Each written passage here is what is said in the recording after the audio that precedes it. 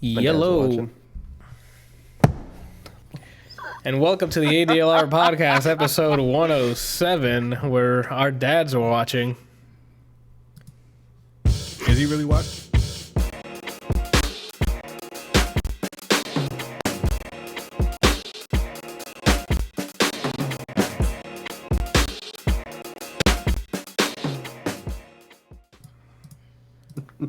Alrighty then.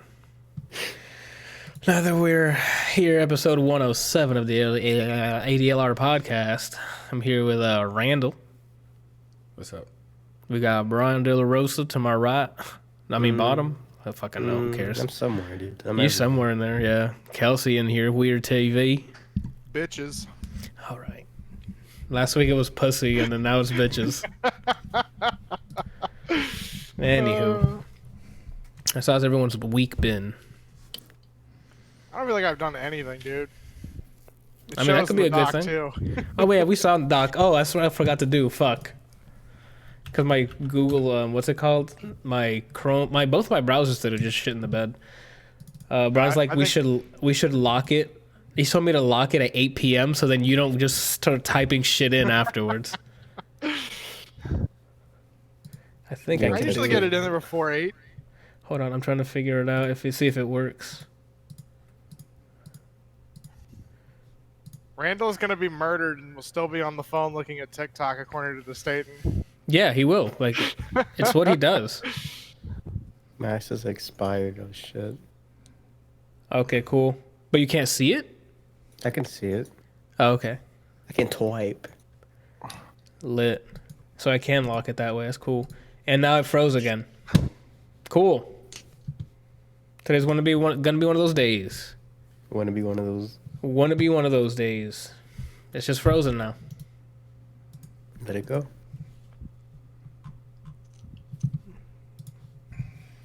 Just for no reason. Chrome's like, I'm done. Why? I said I'm done. There's something on there that Randall didn't add that I was going to ask him about, but he didn't add it. Well, he can't add it now. Brian's giving him Anthony shit, ideas. Bitch. Oh shit. There it is. Yeah, like I don't even know. This is a podcast, by the way. Me just sorting my life out in front of everyone. Because fuck me, I guess, right? All right, now that I have my chat up, I'm not opening up anything else. I'm sorry, I do need to bring up something else because podcast notes. Oh, Lord have mercy, dude. It is just chugging. What is wrong with this piece? Just blow up so I can give myself a reason to buy another one, bro. Like fucking just blue screen on me right now. Flex. When you do, it froze you again. Can help Randall pick out a better graphics card. Oh my god, dude. What is happening? What does your task manager say it's using for processing Nothing. power? Nothing. Literally, Discord's using the most processing power while it's frozen. Is your computer on? Let me double check. Have you tried turning it off and on again? I'm just gonna scrap it. So, something you should do to Janyana, next time she's over and she has to leave, before she leaves, take a picture of her phone like on the kitchen counter or something, and then text her and be like, hey, you left your phone here, and send her the picture. And see if she turns around.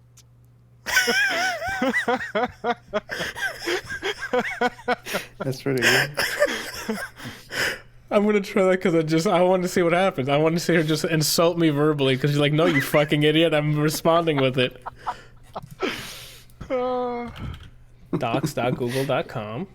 You have to do it one of those days. Like, let's say she was just napping and then she's like, "I gotta go." Hey, like it's quick. Yeah. You right.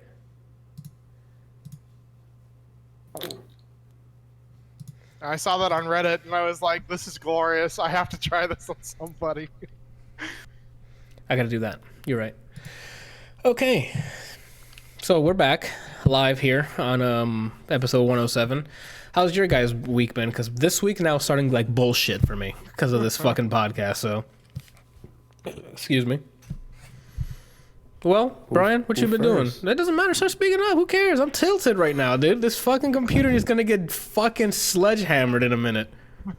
Do Office Space on it. Yeah, like that's gonna be new content for the channel. Watch me destroy this fucking PC. Well, I mean, it is like 3 months old, so it's already out of date. Try years, and by years I mean almost a decade old. Yeah. When I changed upgraded parts. mine, that's about what mine was. It's about a decade old. I was like, yeah, we're gonna fix this. Brian, the only part I changed was the 2060 I got like 2 months ago, Oh, and then besides that, same hardware.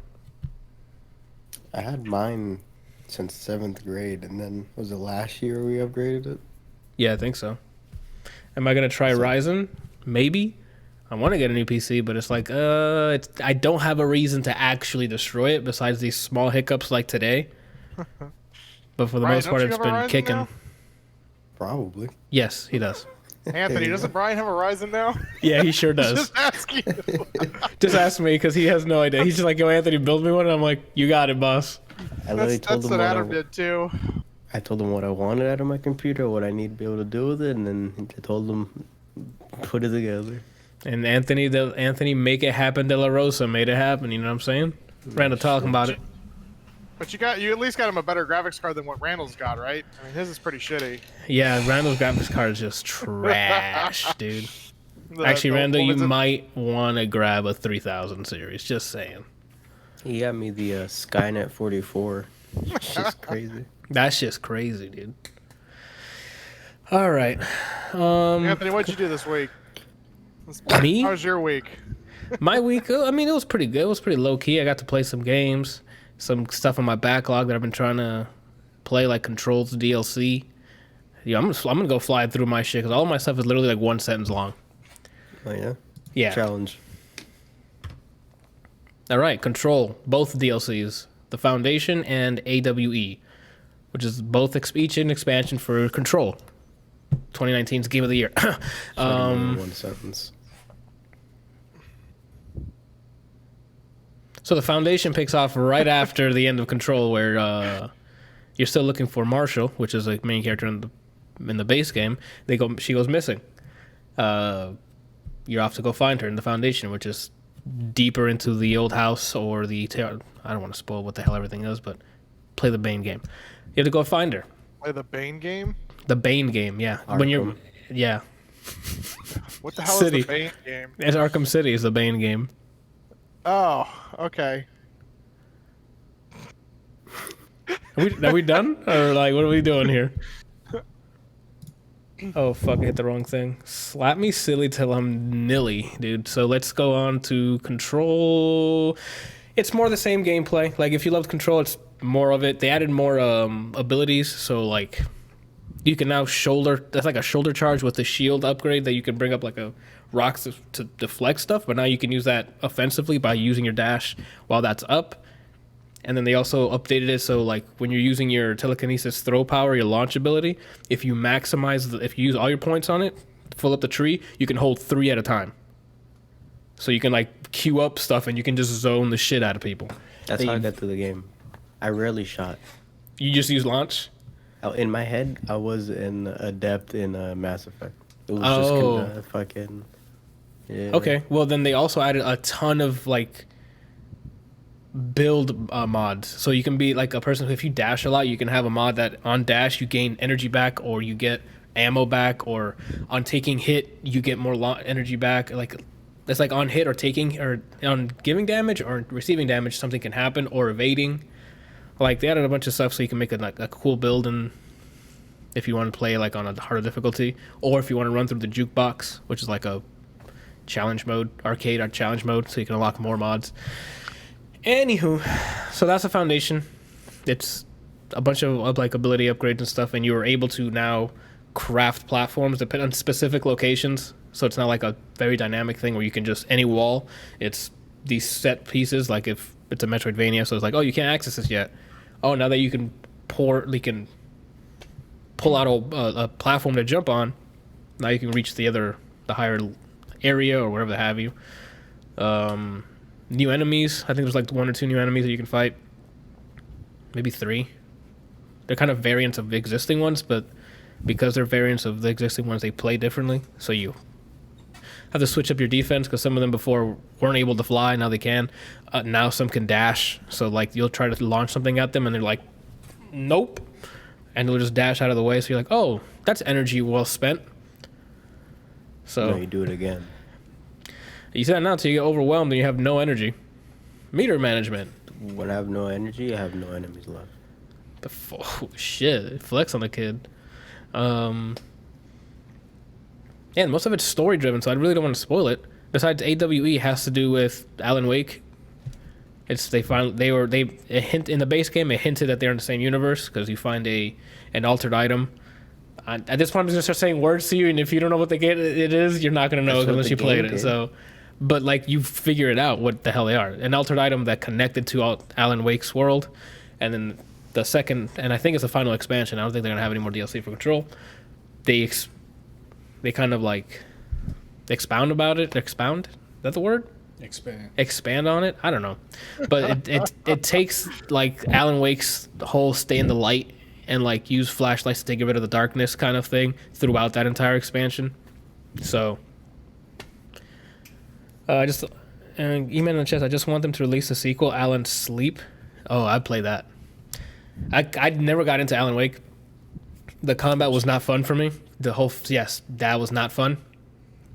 The whole shine a flashlight until he's vulnerable, and then shoot the 3 bullets you have. Oh no, I'm good. I'm good. This one was better because it's controls action combat, which is way above Alan Wake's. Huh? It's pretty fun, yeah. Yeah, and then the only time that's why I finished the game, because the story they're just throwing nouns at me and like, oh, I know now. I mean, you got to read some of the stuff you can read, and there's like a bunch of cutscenes. And Darling explains a lot of it in those cutscenes that you see. Yeah, he was my favorite part, but even then, I hate when, all right, story starts. Yeah, the vacuum went vortex. Like I'm supposed to know what that means. The vacuum went vortex. The vacuum went vortex. Oh, okay. Eman says better than Silent Hill Shattered Memories, which is just you running in a maze with no weapons. Like to a point, I get that. That's like the horror. Like, oh, I'm defenseless. It's scary when the big baddie's here and I can't do anything. I have to run. But if I'm running past like 2x4s and metal pipes and stuff, I'm like, I can just pick that up and swing it at him, like, or throw it at him, or nails or something. I can make like a. Dude. It's like I get it, but also anything in my surroundings should be able to pick up and just use as a weapon. Anywho, yeah, if you love Control as much as I do, like the expansions is just more of that with some added abilities and more leveling, more mods to kind of customize how you want to play, even more weapon mods as well.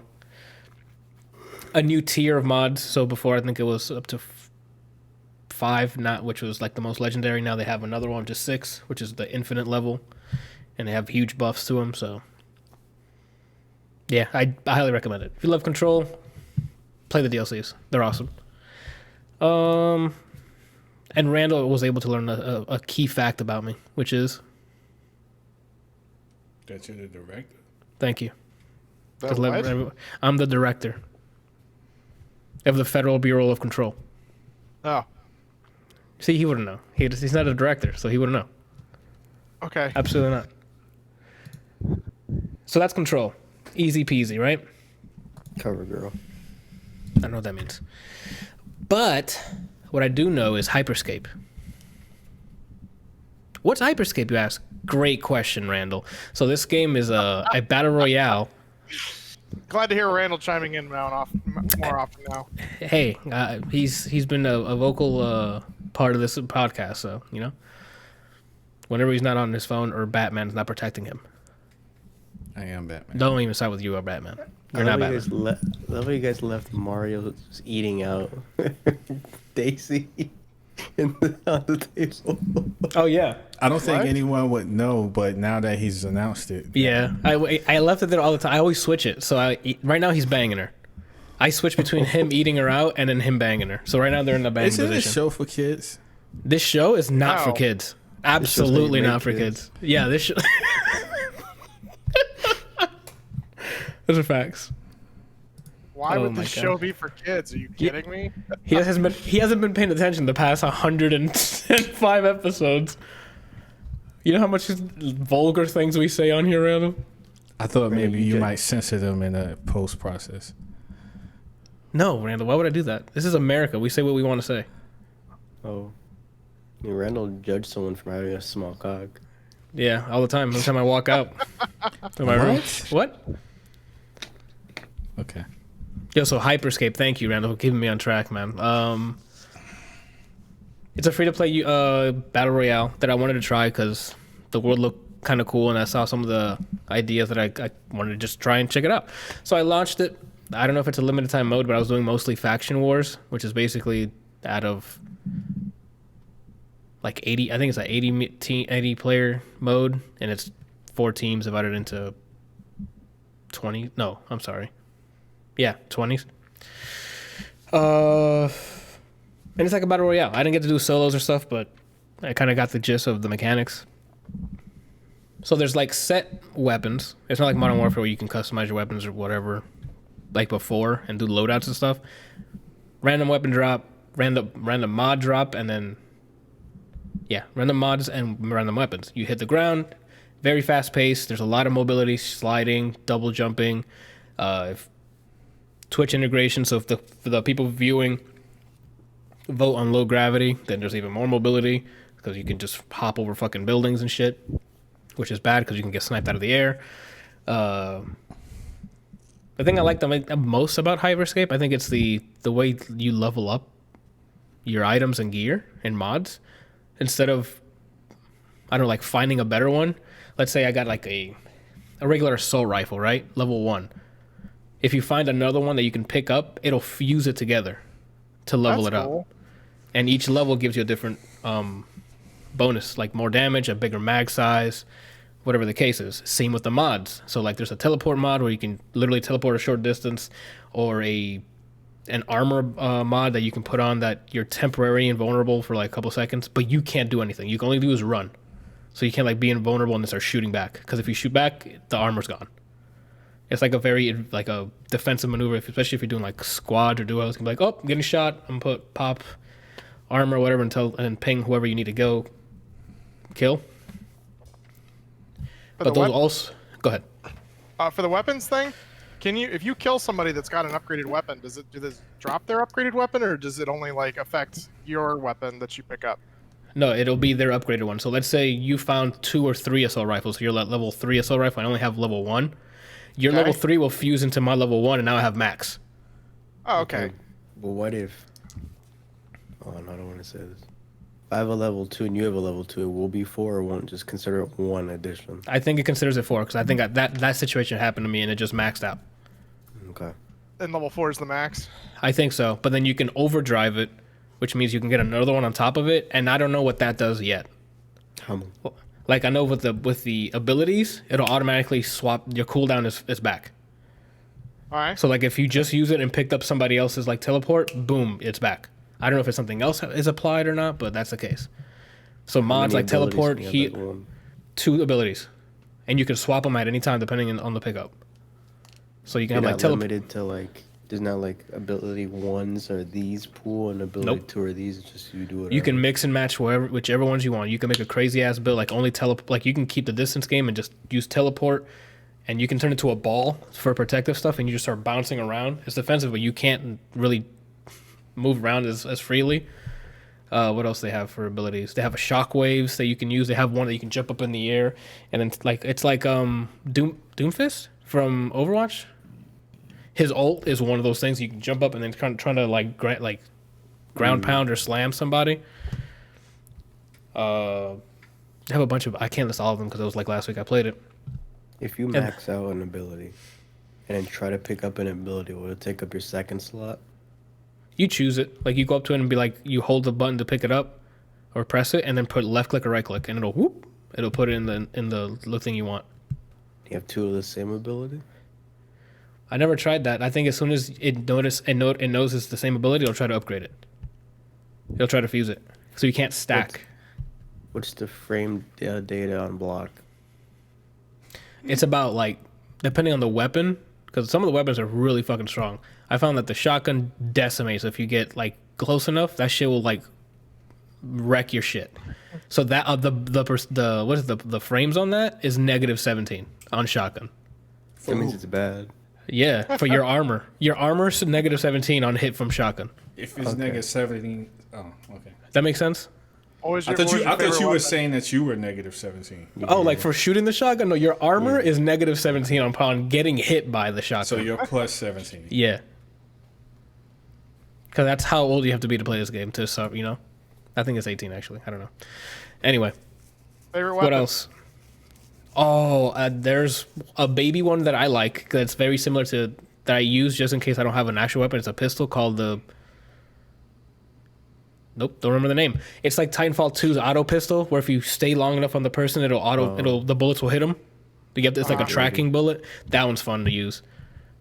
Because the way that the speed these guys are moving, I don't think I need to like swap my sensitivity because the speed these guys are moving in, the movement's crazy. Like it's constant dashing, sliding, jumping up. Like it's like a Twitch shooter, but it's battle royale with a bit of like not like Doom where they die easy, like fast, but they have quite a decent amount of health.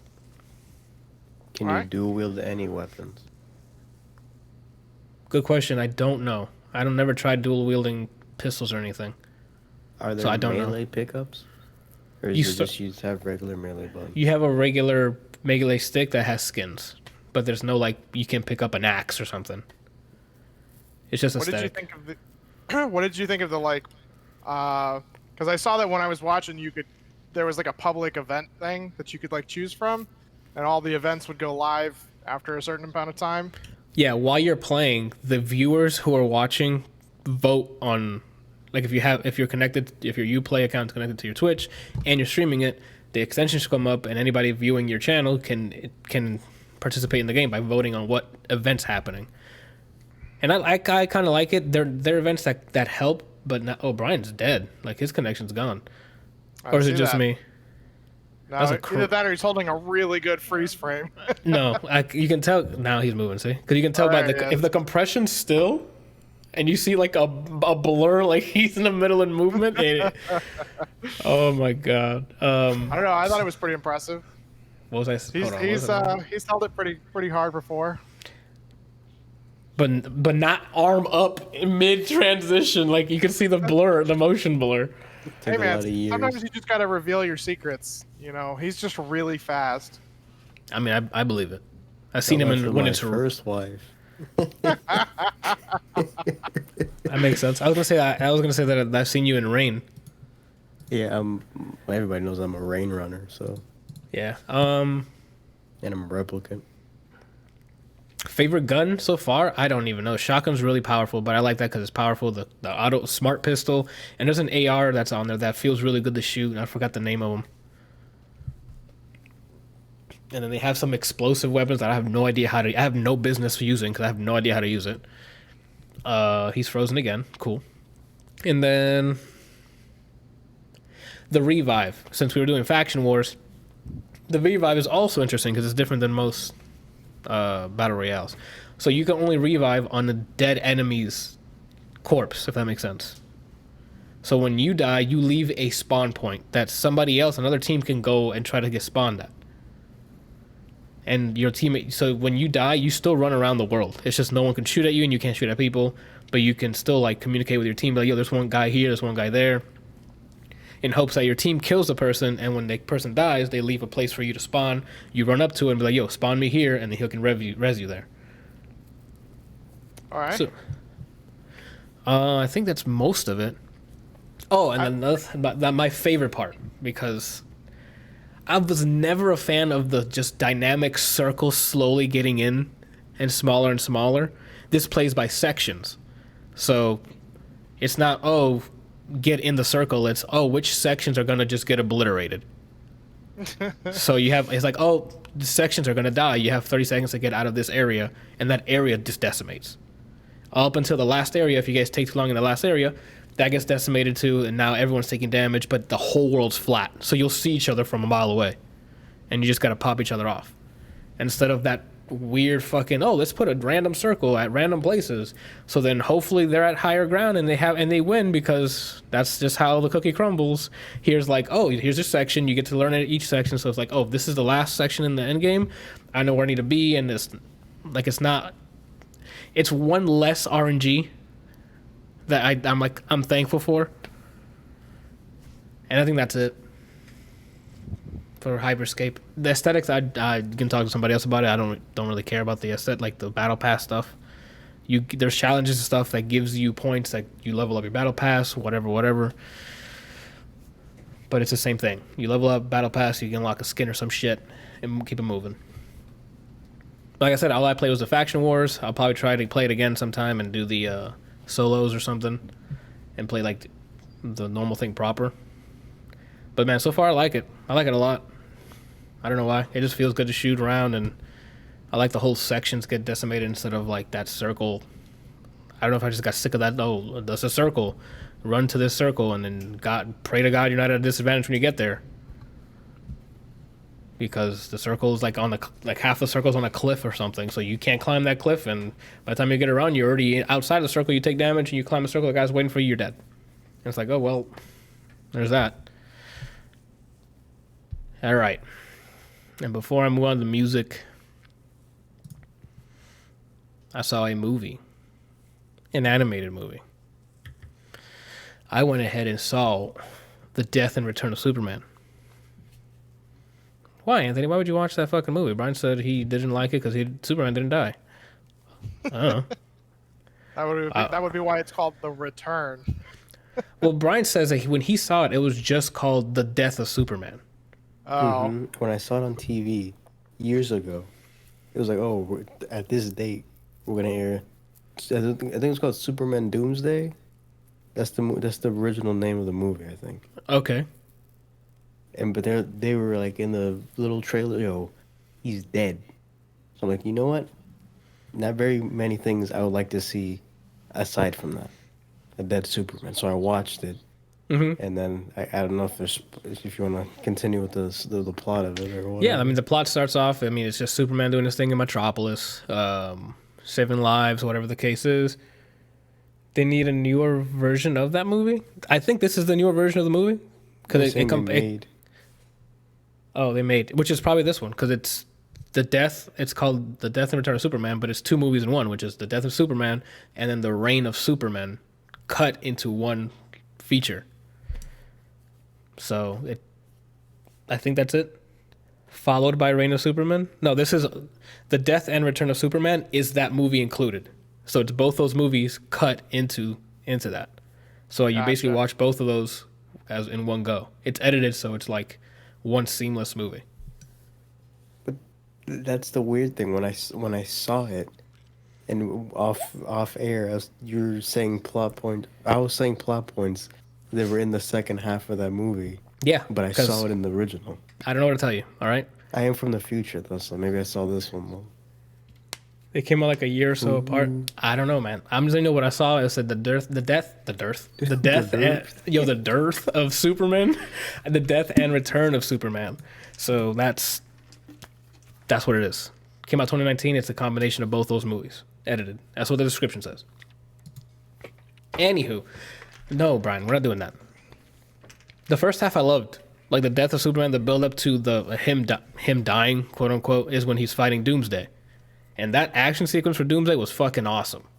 Like watching them battle it out was really cool. From they fought in the buildings to like on a bridge. I think it was a golden. Yeah, it's Metropolis. It's not the Golden Gate Bridge. It's just a bridge. They were fighting on bridge. They were fighting. Who knows? They were just pummeling each other until inevitably Doomsday win. Oh, Randall, relax. Too excited. Until Doomsday loses, but in the while killing Superman. And I think that what they did correctly is Superman's attachment to the people of Metropolis. Because there's people who actually liked him, looked up to him, et cetera, et cetera. Like the one that always comes to mind is the bartender at Ace Clubs or something, which is like a bar held by some dude who used to be a Navy. I don't know what his full backstory is, but he's always like, yeah, me and Supes are best friends and whatever. We take pictures together and whatever the hell it is. And he takes it super hard when he gets killed. A lot of people take it hard, there's even a scene with Batman and Damian, and then that the fucking frame was awesome because it was like Bruce was all battered up because he fought Doomsday and got bodied because Doomsday came out of nowhere. And it's him looking out the window, and it keeps zooming back, and then Damian next to him, and Damian tries to show some sort of affection with Alfred even further behind. So you see Alfred's like head here upon looking at Bruce and his kid, and then you can see Bruce just trying to hold it in. I'm like, oh, it hit everybody, and I'm like, oh shit. Lois Lane was awesome in this. Shit, even Lex Luthor was in here, and he took it like at first he's like, yes, that's my time to shine. But when shit hit the fan, he was like, oh my god, I need him back. The Rain was kind of met to me. Amen. Thank you, right there. And then the second half is basically the reign of Superman, which is all these supermen are coming up to try to be that symbol again. So there's like 4 of them, all with their own backstories and their own motives. And that's when, to me as well, it just started going, oh, okay, it kind of overstayed its welcome. Like I could have just probably watched him dying and then be like, oh, nice, he died, and moved on. Or I don't know. But like that, the whole reign of the Superman stuff was kind of like, oh, okay. It seems very like whatever. Eman says happened in the comics too. Yeah, I didn't know that, but like this, the reign of the Superman, I'm like, okay. Like the characters were cool, they were fine. Like I liked Superboy, Steel. I think the other guy, the Iron Man one. They have some decent names for the voice actors. Yeah, Nathan Fillion was in there playing Lantern again. Like the Justice League were in there. It's just the way they were thrown out of the situation was like, really? Like that's what would happen to them? They all just stand right next to each other, and then the portal comes down and they all go away. Batman wouldn't have been like, oh, Alfred, and then like backs dash out of the way. Nah, all of them getting The Flash would have heard like that shit break and falling. He couldn't just zipped out of there. Okay. John Irons, yeah. And there's another one that was like protecting. That's I guess a plot. I'm not gonna spoil that. But I know I recommended the first half, like the death of Superman. That's what when I saw that, I'm like, this is what they wanted Batman versus Superman to be. That ending last when they fought against Doomsday, I'm like, this is what they wanted. This is the effect they wanted. But that didn't happen in live action. Like the effect that happened in this animated one, I'm like, okay, I get it. I see what they were going for. Even with the return part, when the Superman comes back, I'm like, oh, okay, I get it. This is what you wanted. And then Justice League came out of him returning, and I'm like, that's not what they wanted. This is not hitting like that's hitting. So, I mean, I like it. I recommend it. Like, I'm not a huge Superman fan, but every time they find a way to somewhat humanize him or have him connect with the people of Earth, I'm like, okay, I could dig this story. So the first half, definitely recommend. The second half, you might be bored a bit until the return of Superman happens, and it gets pretty hype because it's a lot of fighting and action. But other than that, it's been fine. I recommend it for the first part itself. Like the whole build up to his death, I'm like, this is what BVS should have been.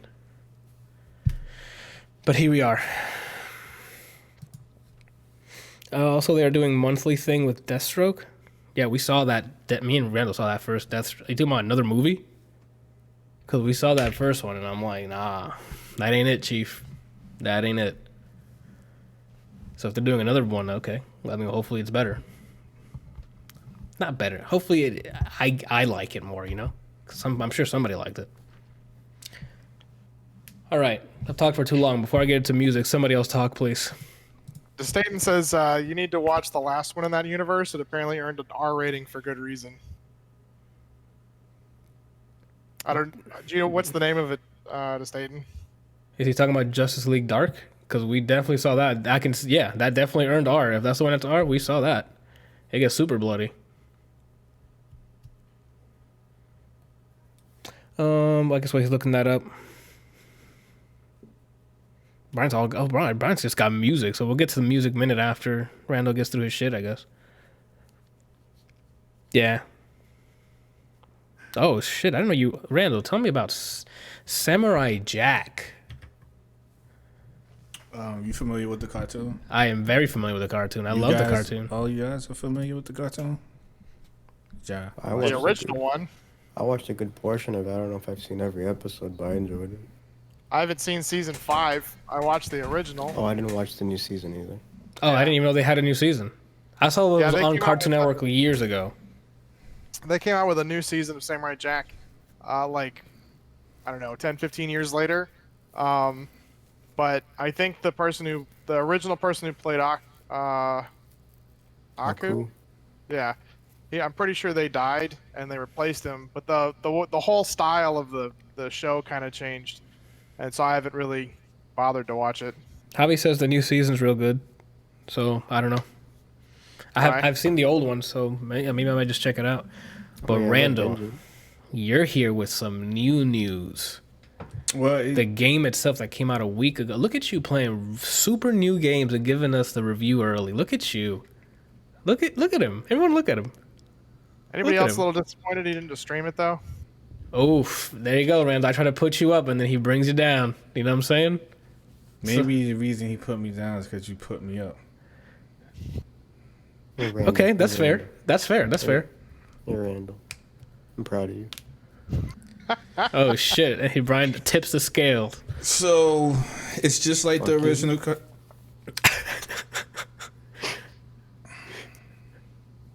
It's just like the original cartoon art style and all. It's kind of weird in a way because the game goes from like side scroll to 3D, even though some assets are 3D and some assets aren't. But I played this game on hard as I usually do. Play games on hard.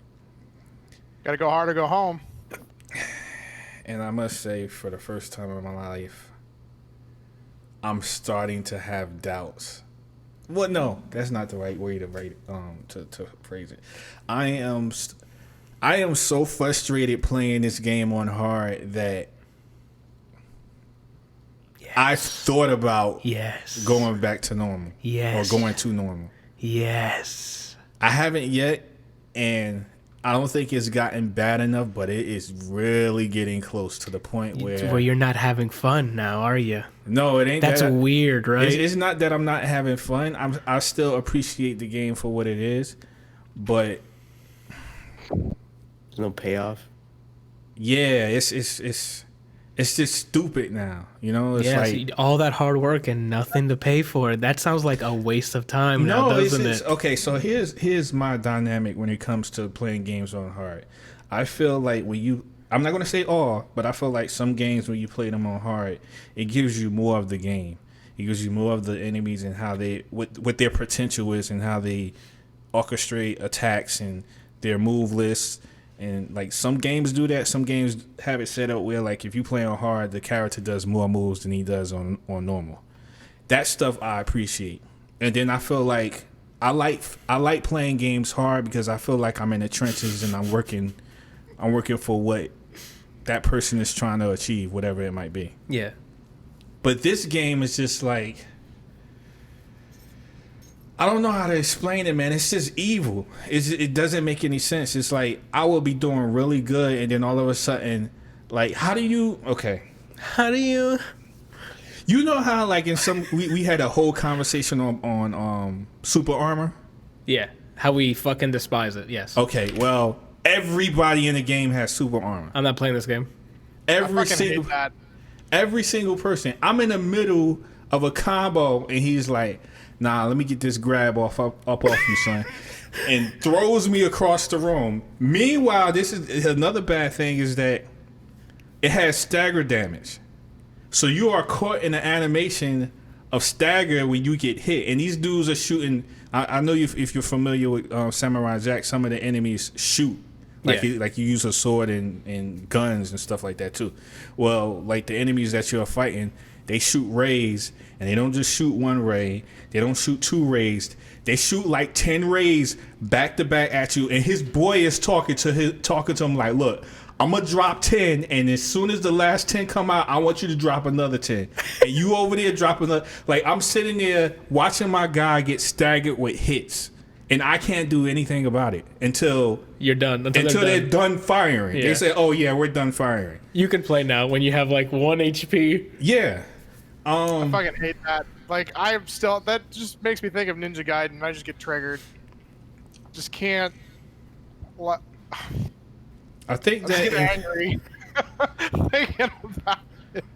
The next time they touch a death, you Randall, just like when they're doing it, pause it and pull up best of Yipes commentary for Marvel, and then pretend you're playing Marvel by just listening to that one. Touch of death. so far they haven't done a touch of death to me yet, but they've gotten close. And like, I almost feel like the game knows that I'm winning because then they just start doing some shit that you're like, I've dumb never seen. jump. Like stupid dumb jump. Like I'm talking about dashing halfway across the screen to grab me while I'm in the middle of the corner pushing his boy junkin. So I feel like somebody let Randall play Ninja Gaiden. I don't think he'll enjoy it. What? On hard? Yeah, I don't think played he will. Ninja Gaiden. I beat all of them. The second one for the Xbox? Yeah. on hard? On hard. Good God, hey, God bless you, bro. I beat the You first played one on the through it hardest medium, difficulty. and then played through it again on hard. I played it on hard. I didn't play it on You have to unlock Yeah. hard. You have to unlock hard. The hardest you can do is medium to start. Then maybe because I didn't have the game, I played my boy's game, so maybe he had already beat it on normal. Because that game was bullshit. You literally you can't even load into the game, and you're already getting stuck with things, and then you blow up and you start with -5 health. You know, and then those fucking werewolves who, you know, like you were saying of the super armor, where you just go up and you slash. They're like, get out of here. Yeah, and they just slap you. When it comes to like reactive animations, you better have it now. I don't like slashing you and you just stare at me. Fam, That's like it is. They just made the characters too OP because not only do they have super armor, but they can also do reversals, and they can grab you. So at any given time, you're sitting there welling on a guy. He pulls out his book and he's like, okay, should I hit him with a reversal or should I grab him? If I grab him, then I can throw him, and while I'm throwing him, he can bounce off the wall, and then Timmy over there can shoot him like 10 times. I'm pretty sure that's going to break his spirit. Other than that, the game is cool. Like, the aesthetically is cool. I like the art. It's very simple. I wish it was a little more high poly, but I get it. it's an art style. Yeah. They did a good job with the acting as far as like the voices. I didn't even know the dude who played the cool is dead. It sounds just like him. So Then kudos to them then. Whoever's doing his acting, the voiceover now. yeah. How's the combat? Besides, I mean, the bullshit that's happened, but like, how do you? So if you would take that and push it to the side, Yeah. that game is awesome, man. Like I played it for 5 hours, even though I was like super salty 90% of the time. But you can do combos. You can cancel stuff. You can do air combos. You can throw stuff and attack at the same. You know how? Okay, so you know how like in Ghost of Tsushima, like you have 4 different fighting styles, and in the middle of those stances, you can switch while you're in the middle of a comp. You can do that with Samurai Jack. So far there's 2. I'm assuming there's going to be 4 also. But so far there's one with a sword and there's one without a sword, which is just hand-to-hand combat. You can start out with a combo sword with a combo, and you can switch in the middle of the combo and do punches. Oh. So I was getting real creative with that. Like sometimes, like I do like a combo, launch him in the air, hit him with a combo, and then when he comes down, then I shoot him, some stuff like that or whatever. I haven't unlocked. Shoot him? Yeah, you can shoot. Like you can get a gun and shoot people. As Samurai Jack? Did he do that in the That's series? Samurai Jack. In the original cartoon, I don't think so. I don't think he ever picked I know up a his gun, enemies did shoot Yeah. at him, but I don't remember him having a gun. Oh. Well, in this game, he gets you can get multiple weapons. Like you can get. So far, I've seen a mallet, a hammer. You could get like a turret gun, but I haven't gotten to that yet. Oh, Javi says the gun is the new season stuff. Like the new okay. stuff. All right. I was about to say, I don't remember him ever wielding a gun, but I mean, Yeah. my memory's dodgy. It's apparently the new season. Okay. Yeah. We got the facts now. So, where am I at? I'm at. I've played one boss. I had to fight him like 10 times because of the difficulty. This dude's Did you already AO. talk about the combat, how it plays? Like is it like the Star Wars game, or is it? What is the combat like? It's like Ghost. It's like Ghost of Tsushima. Okay. I haven't played Ghost, so I don't. But I would say it's an arcade version of Ghost of Tsushima. It's not as technical, but you have the freedom to mix things up like Ghost does. And mix them up. Yeah. Yeah, you can oh my god, and they have cancels too. Like you could get really creative with some stuff, man. And if it wasn't for the frustration, like sometimes I'll do good and then like they're like, "Oh, he's having too much fun. Let's bring him down a bit." let's you know, I don't know. I might have to get this just to try it out, just to see if it's as bad as he says it is. Do you unlock so is it like Devil May Cry, or I guess like Ninja Gaiden, where you can unlock moves by upgrading your weapons or things like that, or is it just you have everything at the start? Okay, so you start out with a sword and obviously hand-to-hand combat, but then you have currency and you have these like spirit orbs. Now the currency allows you to buy it allows you to like do maintenance on your weapons and basically increase your inventory. So if you have like kunais or shurikens or bullets for your gun, you can buy more bullets, more shurikens, more kunais, so on and so forth. The spirit orbs allow you to unlock moves. And then on top of that, there's this guy, I forget his name, but you can go to him and he quote unquote trains you, and that allows you to also unlock moves. But you have to spend like mad dough to train with this dude. I think like the cheapest I saw was like 8,000 coins. And they're not stingy with the coins, but you don't get like a surplus like really quickly. It takes a little time. Not a lot of time, but a little time. That was my biggest problem with Mortal Shell, was I felt like you know, a lot of the things cost a ton of stuff, and I don't know if you lose coins when you die in that game, but no, you don't. Well, no, you don't. You don't lose anything that you have. Mortal Shell is like Dark Souls, and if it takes you an hour to like kill stuff and rack up the things, unless you specifically go to areas and just farm it, it's like getting 8,000 and hoping that you don't die before you manage to get it is just painful. I get that. Man, aside from the difficulty thing, it's a really, really fun game. I enjoyed it. It's like I said, I love games that encourage you to be creative by not restricting you with moves, and like where you have to, if I hit this move, then I'm gonna have to commit to it for the rest of my life. And I hate games like that. I like to be able to like. One thing I will say that they don't do, which I wish they did do, I don't know if they do it yet, because he has 3 different categories of moves.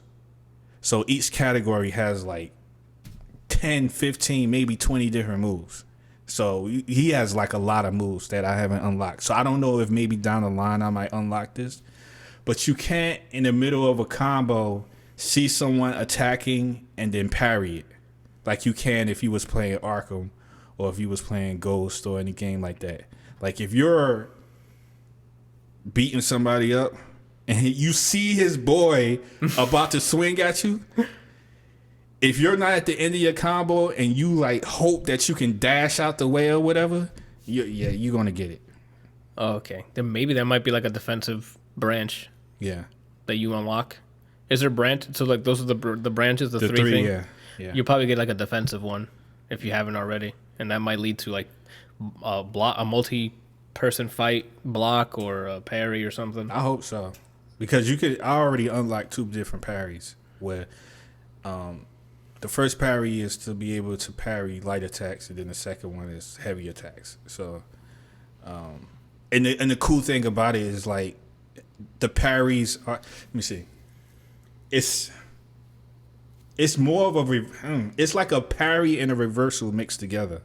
So normally when you do a reversal, it's like you do the move and then it triggers an animation and then it automatically takes care of the guy. But with this, is like he does a move. The enemy does a move. You time it and you parry it, but he doesn't attack. But after the attack, you can continue to attack him. You get what I'm saying? No, that's not hitting right. So say it one more time. The swing. Yeah. All right. So what's a good? Okay. So you know how like when you play Arkham, right? If you do a parry or whatever I forget what they call it in Arkham, but if you do that move and someone does an attack, Batman would do like 100 moves on this one guy and then he's out, right? But No. you're just sitting there watching the animation. It's what I'm basically saying. Yeah, he does one animation to counter it. Exactly. Okay. So to me, that's a reversal. Okay. A parry is more like if a attack comes at you and you deflect it, but then you're still responsible To follow up. to capitalize on that. That's what a parry is. Well, correct. they have something that they mix both of them together. So what happens is like when a guy attacks you, you do a parry, and an animation automatically animation automatically plays that hits the enemy. But as soon as it hits the enemy, it doesn't like hit him and then he flies off and you can't touch him anymore. It like hits him and you can continue into a combo after that point. Oh, okay. So it still leaves it up to you to follow, but they just give you a nice animation to be like, oh, I got so staggered like, or something. He'll swing at me. I will parry, like do the block or whatever, and then do a sword swipe.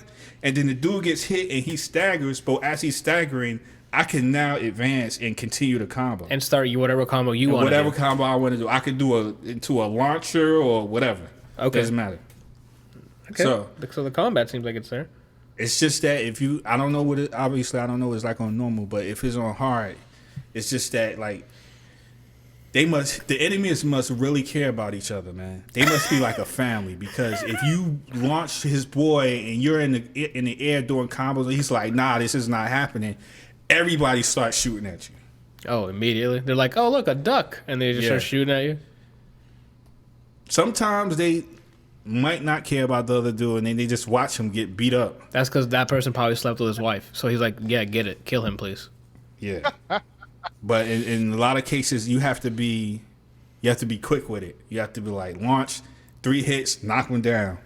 And I got a reset Bryant. Oh shit! But it all depends on if his boys care about him or not. Because if they do, it ain't happening. Okay. So it sounds like gameplay sold you on this, right, Randall? Not story? Well, no. The reason why I played it is because I'm a Samurai Jack fan. Yeah. And I like the story. Okay. The reason why I am still playing it is because of gameplay. You're welcome. Because gameplay's king. I wouldn't say that. Gameplay is king. Would you recommend this? I think it's subjective. Yeah, he absolutely. Did you ask him that just now? Yeah, I want to make sure. Like he's going through the list. His entire review was just gameplay, and he liked the gameplay. So yes. All right. I mean, you never know. Like, he could be just playing it just because he spent money on it. That's also true. No, you're right. You're right. That's a valid question. You're right. Like, when it comes to me, that's not true. I'm getting ready to hit the purchase button, and if he's like, he's like, no, I'm just playing it because I spent money on it. And I'm gonna beat the fucking game. Yeah, those are facts. There's lots of people who like buy the game. They talk about how good it is, but are like, I like it, but there's a lot of things that I just don't like. Yeah, those are facts. I'm basically I spent money on it, so I'm gonna beat the damn thing. Like, unfortunately, I'm not that guy. Mario since after that week. What'd you say, Ryan? I haven't touched Paper Mario since after the week I reviewed it. Oh wow. Jeez. He's speaking like a true. He's speaking like a true journalist. Most of the people that play review these games sometimes don't even finish the game, and they'll review it and then move on to the next thing. Yeah. Once you get the gameplay, once you know what's happening, who cares? This is how it plays. Move on. Well, the story can keep you, of course, but like every game I buy, I beat because usually I have some sort of investment in it. Like I like the story or the character or whatever it may be. But usually I've never like if I buy a game and I don't like and I pay for it and I don't like it, I won't play it. Gotcha. Like, case in point, I have not played that game that Kelsey had us download. Remnant. I'm still waiting for you to say that you want to play. Like, Yeah, you haven't even played it. I did play it. Oh, you played by yourself? Oh, I played it twice. I played it by myself, and I played it with you guys. Oh, that's true. The first time we played it with us. That's right. Yeah. Before we each downloaded it. And I know like Kelsey has some gripes with the gameplay, but the gameplay doesn't really bother me that much. It's just that I don't really care about the story at all. Yeah, I don't know what the hell I love the survival mode. I think it's way better than the story. Like, the story is okay. It's nothing like great. I don't like how slow the whole story is in general, because like you can go through the whole thing and never get the gun or weapon or mod or whatever that you want. And then there's also apparently killing a certain boss different ways can also get you different mods or weapons, which I didn't know either. There's also apparently certain bosses that only show up in adventure mode. Didn't know that. And survival for me though is the best one. I mean, it's the roguelike. Yeah, you know, you just keep going, and you actually like feel like you're doing something. You feel like you're accomplishing something as you run through it, because it not only gives you exposure to like all the bosses for the most part, you get weapons and mods and armor and things like that, and it's different every time. It's not, you know, it's not as slow different as it is in the normal story. Yeah, we still have to try this. We still have to finish it and do the survival stuff. Well, Anthony, it's Brian. Madden came out last week. Now is when back to back games are coming out. So like, what does that have to do with anything? What are we playing? Time. It's time. Like these games that are coming out take priority, dude. Fucking Cyberpunk, Valhalla. They aren't out yet. Come on, dude. Well, I mean, Avengers this week. Like, the hell? I'm still on the fence a lot. I mean, we still have Darkseid. We gotta move on.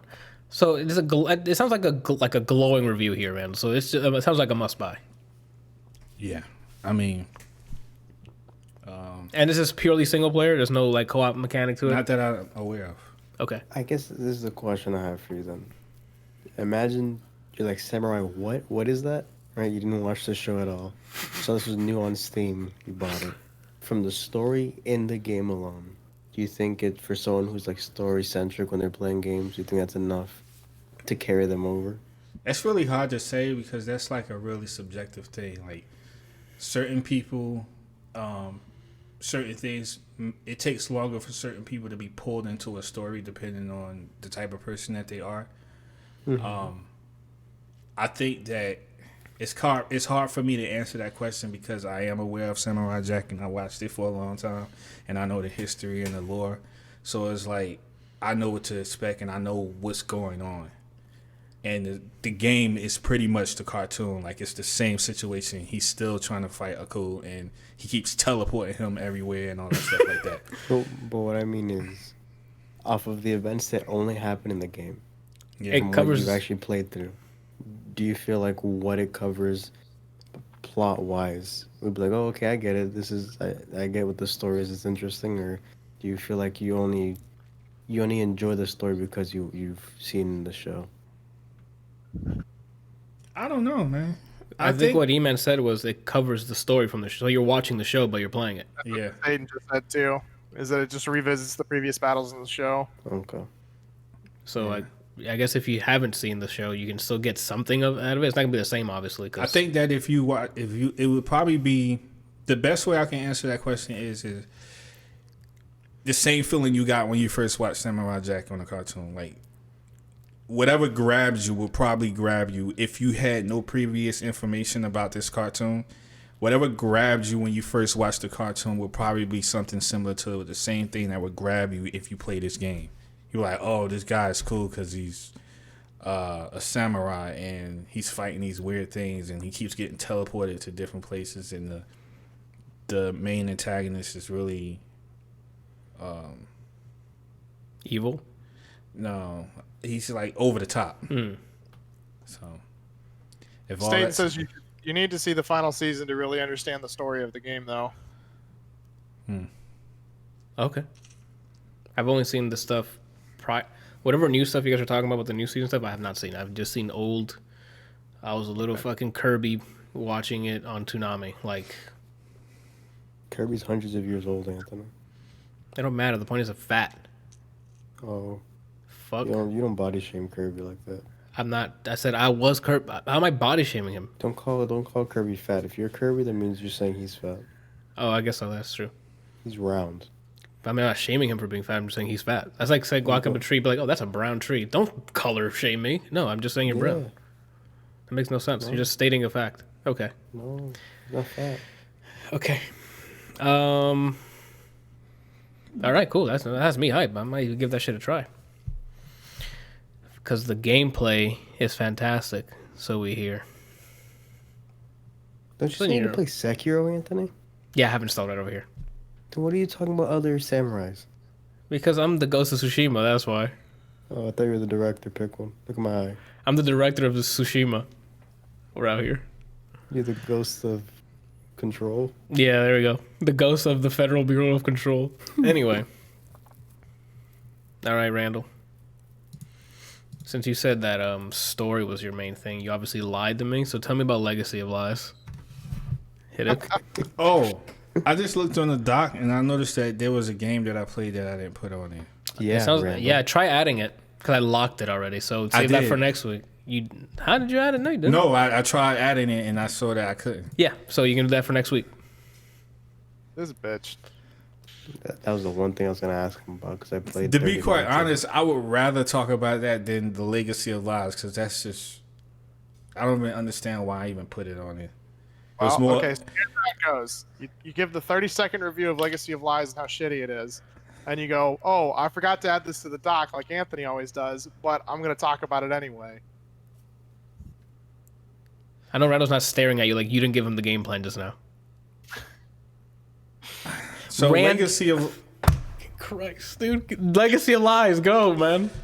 Legacy of Lies is just the reason why I watched this movie is because Scott Adkins in it, and I was looking for some martial arts and some fast-paced action. It's a B movie. What? What is so funny? You said fast-paced action, so I thought of slow-paced action. So just people slowly hitting each other. Go ahead. My question for the plot is the name Legacy of Lies because he's known for lying? Into whatever. No, he's not known for lying, but he started it's one of those situations where, well, not a situation, but it's the whole like principle behind lying. Like if you lie to somebody, then you got to continue to lie to them in order for the lie to live. He doesn't just go around lying to people, but he had to lie to this one person. Hey, you're tall, and he's talking to like a baby. So that's basically what the movie's about. He had a lie that he had to tell to his daughter, and then that was close. Throughout the movie, she starts to get more and more information on what happened, and he actually ate the Cheetos, not the mom. Yeah. How old's the daughter? The kid or it's an adult? She's a pre-teen, maybe teenager. I'm gonna go and say that she's probably 12 years old. 16? Maybe. I don't know. I'm not good at guessing ages. So, but she's not like. She's like 34. No, man. Yeah, she's not old and she's not super young. She's definitely a teenager. Okay. But anyway, yeah, the action didn't really. It was weird because when I watched the movie, I was like, the first fight scene, I was like, oh, this is not Yuri Boyka, and I immediately didn't want to watch it. What is that a movie name? That's his character, one of his well-known characters, Yuri Boyka. Okay. And that's when he's like doing really good martial arts. But anyway, he wasn't that guy. He was a guy who had special training, who had been in the service and all that stuff. But it just didn't. It wasn't his usual stuff. So it was alright. I would not recommend it. Moving on. All right, we'll move on to whatever you didn't add on the document. And that is them fighting herds. Them fighting herds. Yeah. Okay.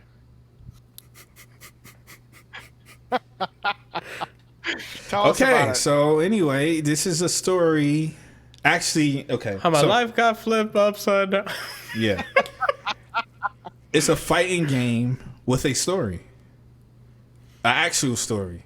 Okay, right off the bat, Brian knows my next question. Gauge it against injustice. Oh, That's not fair. No, we're good. We're moving on. That's not fair. Moving on. That's not fair because you're talking about a long history of characters. A long history of characters. These are people, well, they're not even people, they're animals that we know nothing about. We just learned about them. Oh, but and the story isn't like... The reason why Injustice stuff is so heavy is because of all the lore that we know. That's why that story is so heavy. No, the reason why What? Injustice... So you're telling me if you knew nothing about any of those characters, you would feel the same way? Yes, because the thing you can abstract from that is a superhero taking control and pushing what he feels is justice. It could be anybody. We've seen that a lot of times in movies. People trying to force their opinions upon superheroes others. that used to be mighty and like for the right way and then turns into an aggressive dictator. No, that's not common. Okay. I mean, that happened in Doctor Strange. What's his name? The black guy. Immortal? He's not known for a whole city as being their savior. Yeah, his character is supposed to be on the side of good, and then he kind of goes overboard because of everything that happened. What about Sinestro? but he's a smaller person. That's what I'm saying. He's a smaller character. This is the hero. What about Sinestro? What about Sinestro? He was a Green Lantern to start his own corps, but he didn't. Wasn't he top dog when he was Green Lantern? He was up there, but again, among the Green Lanterns or among an entire city and planet is what Superman is. Like he's the golden boy. Yeah, like he was. I'm for humans. I am protecting everything that's there. Once he lost something of his that was dear, it was game over. Now you will do as I say or else. And that's the flip that it's like, oh shit. In just a flip, like a flick of a switch, planet Earth became a jail cell to him and any other superheroes that's on his team. Doesn't matter if it was Superman. It just, the premise of that happening, that is not common. I just have not seen that often. Sorry. I mean, there actually is an entire series with Superman and the Justice League doing that. Injustice. Yeah. So is he this fucking game is about animals. What just happened? It's about animals, and they talk. The story is basically about these quote unquote evil spirit things. Is what they call them, but what they actually are just animals with fangs and sharp teeth and stuff like that. Oh, but to them, they're much more because these are cows and bulls and stuff like that. Things that have hooves, not claws and talons and stuff like that. So it ends up being like a legend, and everyone from different districts where they live, like the animals have like different areas where they all live. Is it like Hunger Games? Not really like Hunger Games, but yes, in a sense that there are different areas where there are groups of animals that live together, and in each section has like a leader and a organization and so on and so forth. And because of the habitat they need to live in, or is it just because like class, like society? It's both actually, because there's like a city area where they're like more upper class animals. Oh, what are considered upper class animals in this game? I would love to know that. They have jewelry. They act snobbish. Oh, it's just what? Okay, so it doesn't matter. It's not like a specific species. No. Okay. I'm like, jewelry. That's an animal. What was I going to say? Oh, so each section has to pick like their champion, and their champion is supposed to be the one that's going to defend against these quote unquote evil spirit animals. Okay. And what I kind of appreciated about the game was that when you play the story, it's like in a Zelda-like style. Like it's not really top. Like the old Zelda games. Oh, okay, like the 2D, or like Yeah. like Link to the Past and stuff, where it's like an isometric view. Yeah, exactly. Okay. It's exactly like that. It's really like Or top down, yeah. 8-bit. Okay. Well, that's more like 16-bit. But how might does be- it compare to Skullgirls?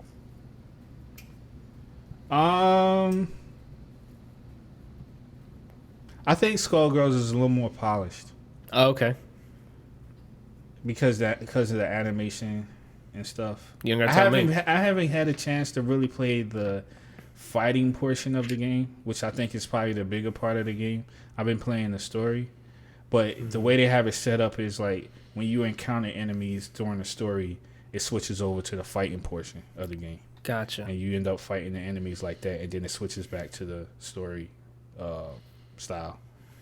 I want to see if you're a copycat, so I'm going to ask you this question.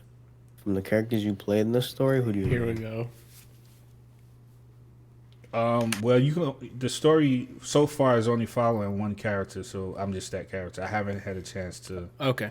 explore. Like I haven't, like you can go into the game and just play the fighting portion, but I decided to go into the story mode. So, I can't really say who my main is because I'm actually learning new characters as I progress through the game, and I've only fought like maybe 2 major, actually. Yeah, I think it may be only 2 major like actual characters that I think is part of the fighting portion of the game.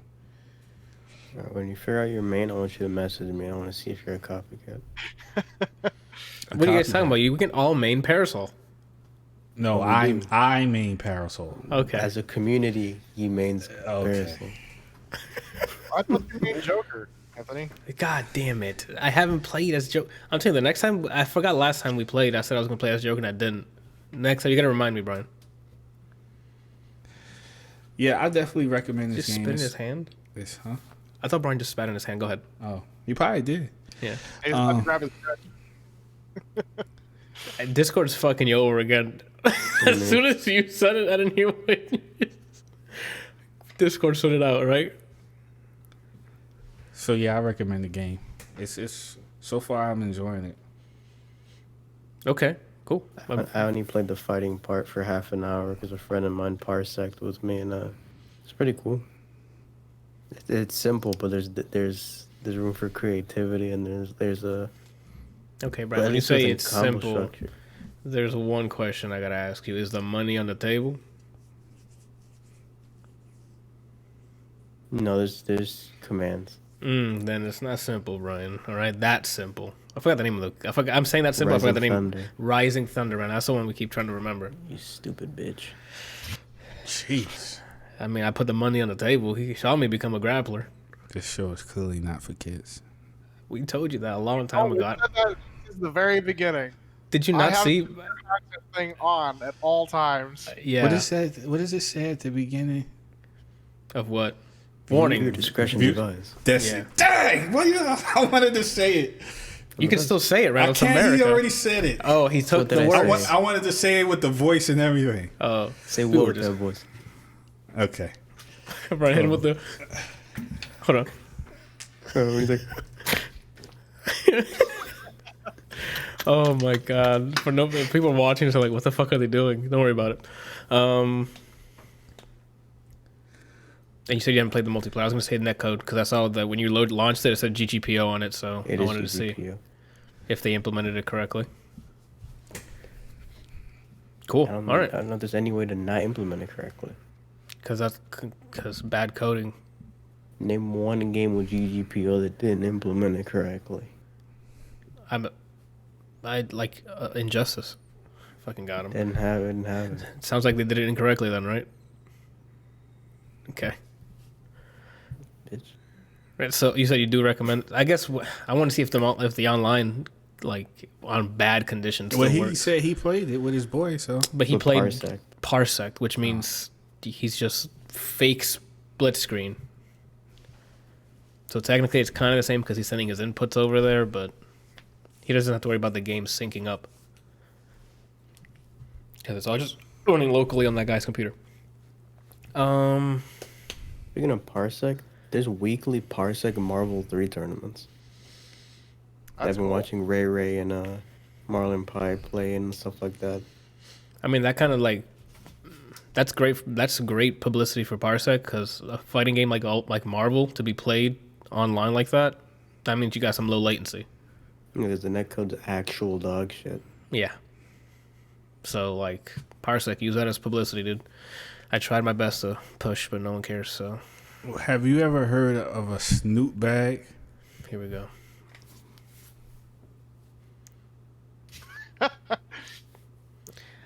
No, Randall. I mean, did you write that down in your notes? Yes. Okay. What Is is this our first sponsor? Yeah. Dead air. Randall, what is it? I don't know. Why do you think I asked you? I don't know what it is either. Why would you ask that if you don't know? Like to see where if does other that people. That makes come no from? sense. What you just said. You ask a question to see if other people know. I don't know, so I'm asking you guys if you know. But you know, this is what you would do. I never heard of snoot bags. You guys know what snoot bag is? Not. Hey, do you guys know what snoot bag is? You could have offended And then the just way that stare you into your- stated it. The way that you stated it was like, "Oh, have you guys heard of snoot bag?" No. Oh, it's this thing. Yeah. Like, No, you, I like said- you have the answer. I said, do you guys know what snoot bag is? Yeah, which is a statement or a question that you ask. The way you asked it makes it sound like you know what it is. There's a follow. How? It's just a question. You're You assuming. don't preface it with anything that says, "I don't know what this is." Exactly. If you don't know what something is, Oh my you don't God. just go, "Oh, do you guys know what a snoot bag is?" Because that sounds like that I know what it is, and I'm asking if you know what it is. According to Urban Dictionary, Oh no. Nope. Don't snoot read it bag off. is use of cellophane as a compartment to snort hopes, dreams, and drugs. All right. Well, this is definitely not for kids. That's in the game.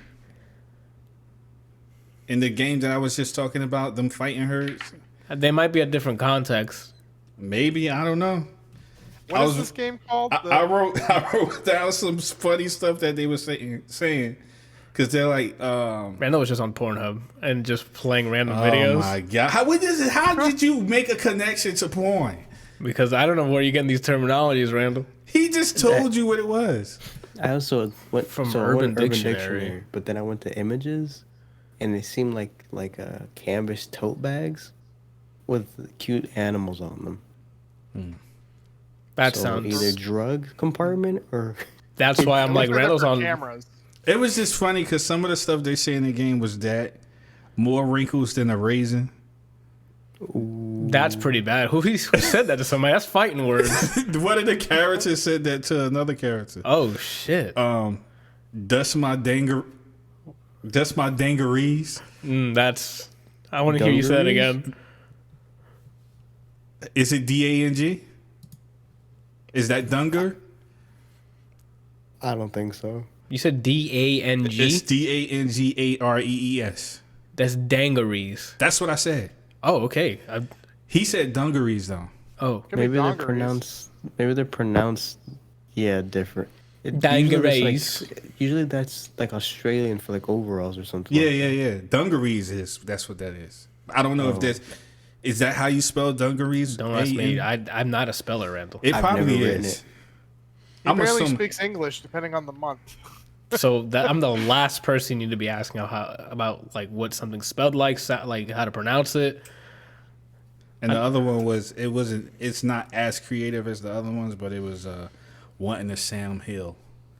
I've heard that. What in the Sam Hill? That's southern. All this stuff is southern. At least from Does the character game. Arizona say it? I didn't keep note on who said what, but I don't think she said any of these. I think it was just the other characters that I came across that was saying that said it. Okay, I thought it was funny though. Okay. good. Is it There's some- voiced? Yeah, it's no wait, no, it's not voice. You have to read it. Well, that is trash. Point blank. All right, Randall, you got one more thing here on, and then we'll come back to you later. That's one For the thing that bothered me about Samurai Jack is that it's not the first sentence. It's like they say a greeting to you and it's voiceover, and then the rest of it you have to read. Ah. The Fire Emblem does. I'm like, you just greeted me with voiceover. Why don't you just the rest of the conversation be in voiceover? That costs more money. And More or space, maybe more disk space, but everyone's still downloading Call of Duty, and that's 200 gigs, so nobody cares about disk space anymore. More money, and then How big is Call of Duty? over 100 something gigs. What, a game? I don't think it's 200 yet, but it's like over 100 something. What I say goes. It's All right. 200. Yeah, what CPU you got? Is that so that if you choose to play everything on high, that's When I hear that, I think it's either too many audio files, or just storage is not optimal. Like they're storing things in a way that's just not efficient. That's what. But again, I haven't seen the code base, so I have no idea what they're doing. But 100 and something gigs for FPS, like That's show ridiculous. me the code facts, right? That's what you guys say. the code What's that facts? again to my face? What the fuck was that? all I heard was facts, and he did some next thing, and I'm You like, said code facts, like Carfax. oh, yeah. If they had a code fact, that'd be great. I'd love to look through the source code so I can laugh at some of the stuff.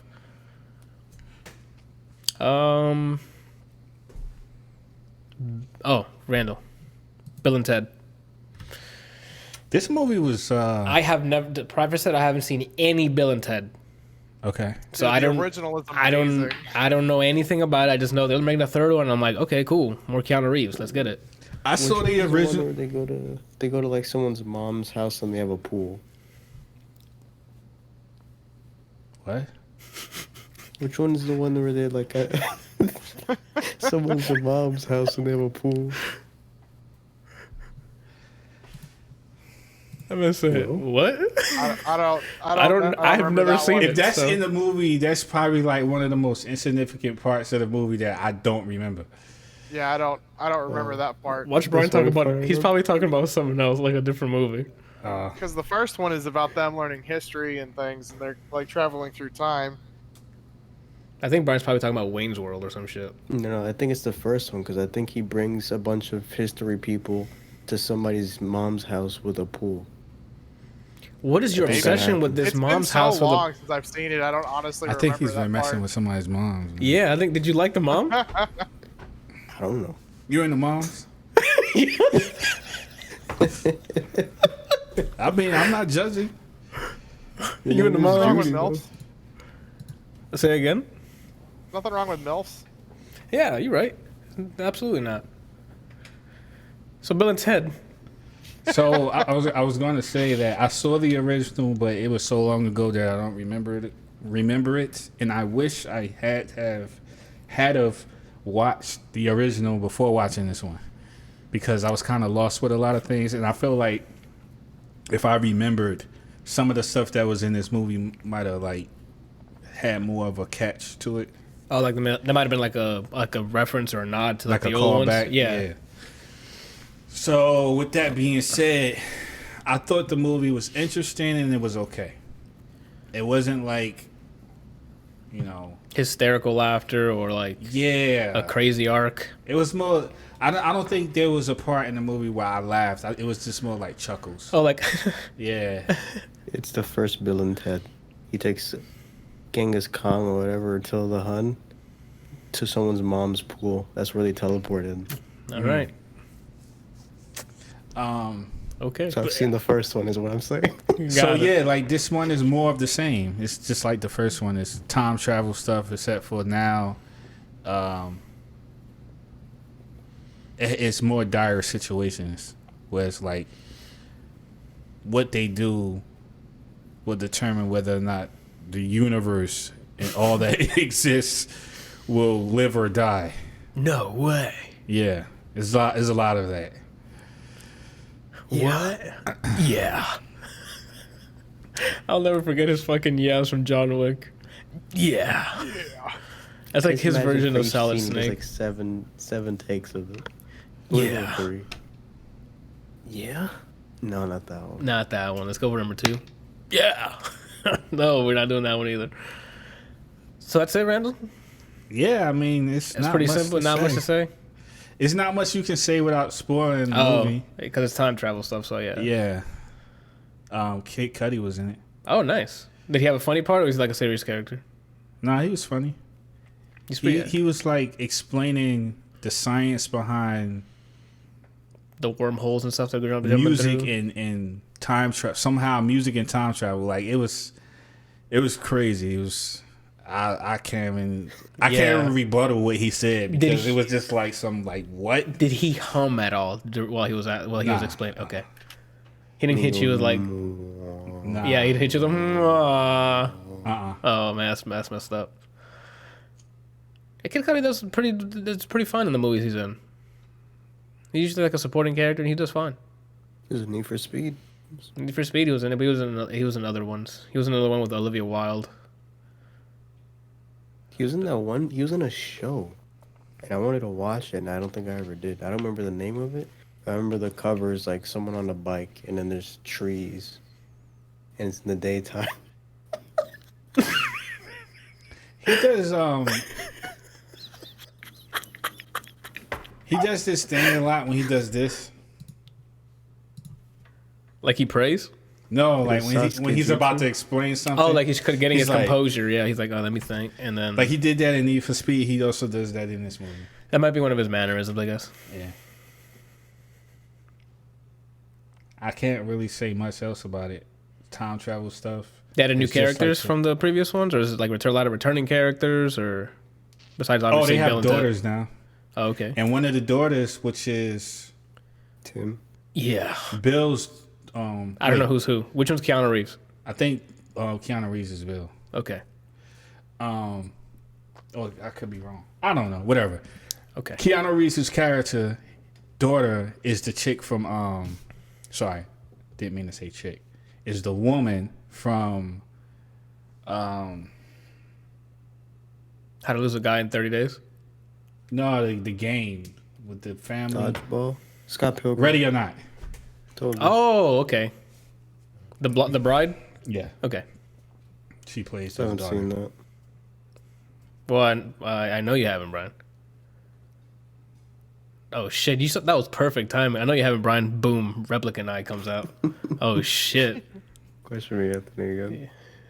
Did you end up watching? Yeah, you did. Okay. I was gonna say if you saw the Blade Runner with Ryan Gosling, the second one. You were there. I know. That's why I caught myself. Anywho, That's old age. well, yeah, that's what happens when you age. You get old. Or something. Not Benjamin Button. Yo, imagine him being here now, dude. He'd be a baby. All right, Randall. So, like, but do you recommend, like, do I need to watch the first two? What happened after he became a baby? Does he like keep going backwards? Does he become an embryo? I didn't see the whole movie. I remember walking out. My dad was watching it. It ends with him being a baby. Like she's walking down the head- street with him as a baby. In my head, it'd be funny to see him just go from a baby to just like a semen that hits the floor. What the? Okay. What?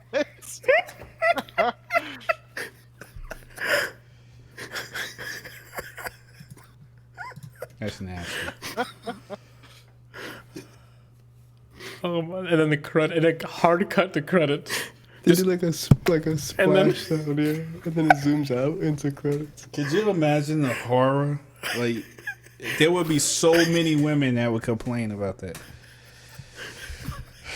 Yo, Brad Pitt's a nut in this movie.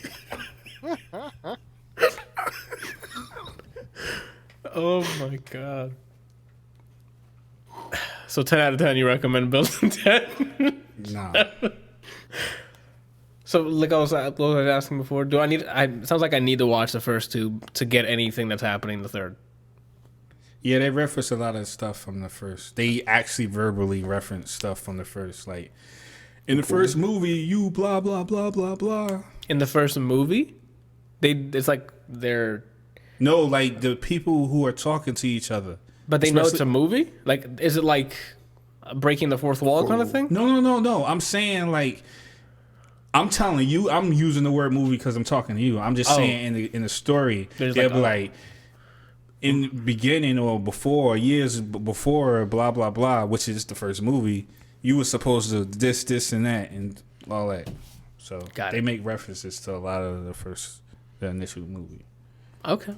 I mean, I might check out the first Which one. makes me regret that I didn't. Something told me that I should have watched the first because Probably it was so long ago that I couldn't remember. I can't remember like what happened.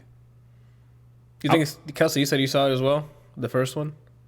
The original, yeah. You think it holds up now, like Galaxy Quest did, or no? Honestly, I haven't seen it in so long. Got it. You know, when it came out, or shortly thereafter, I saw it, once or twice. I love the movie. I thought it was great. It's hilarious. I would honestly have to go back and watch it again to see if it's like as good as I remember it. Gotcha. Okay. But I feel like that one's more of a timepiece, and if you didn't see it like when it came out, it's probably not the same as Watching it like now. Galaxy Quest is funny. Like it's that it's one. a good I movie think, regardless. I didn't watch it back when it came out, but I like Galaxy Quest. So Yeah, so I'll have to give Bill and Ted a watch again, and then I'll see if I can report back on it. I remember it being on TV, and I saw the first one.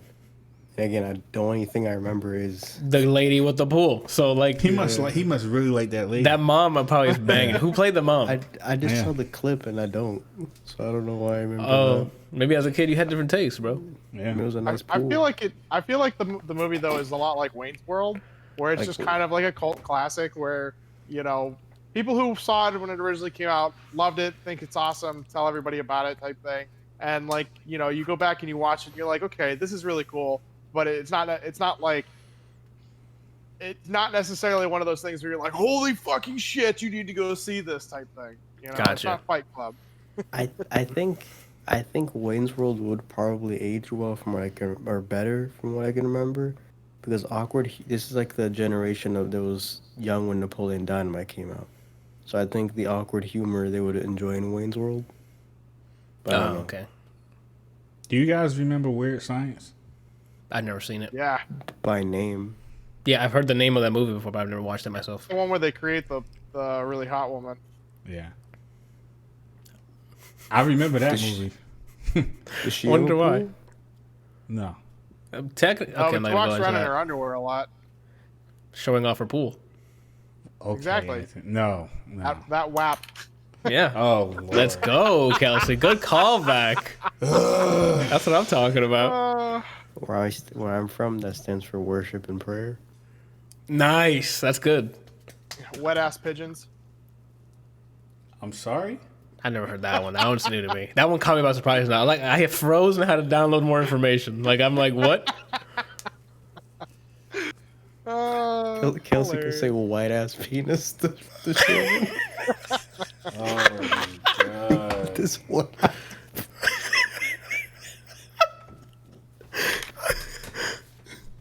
Oh my god, dude. Okay. Think. We'll get back. I mean, unless you guys want to talk about the Chadwick Boseman stuff now. We can just get that over with. Let's get it popping.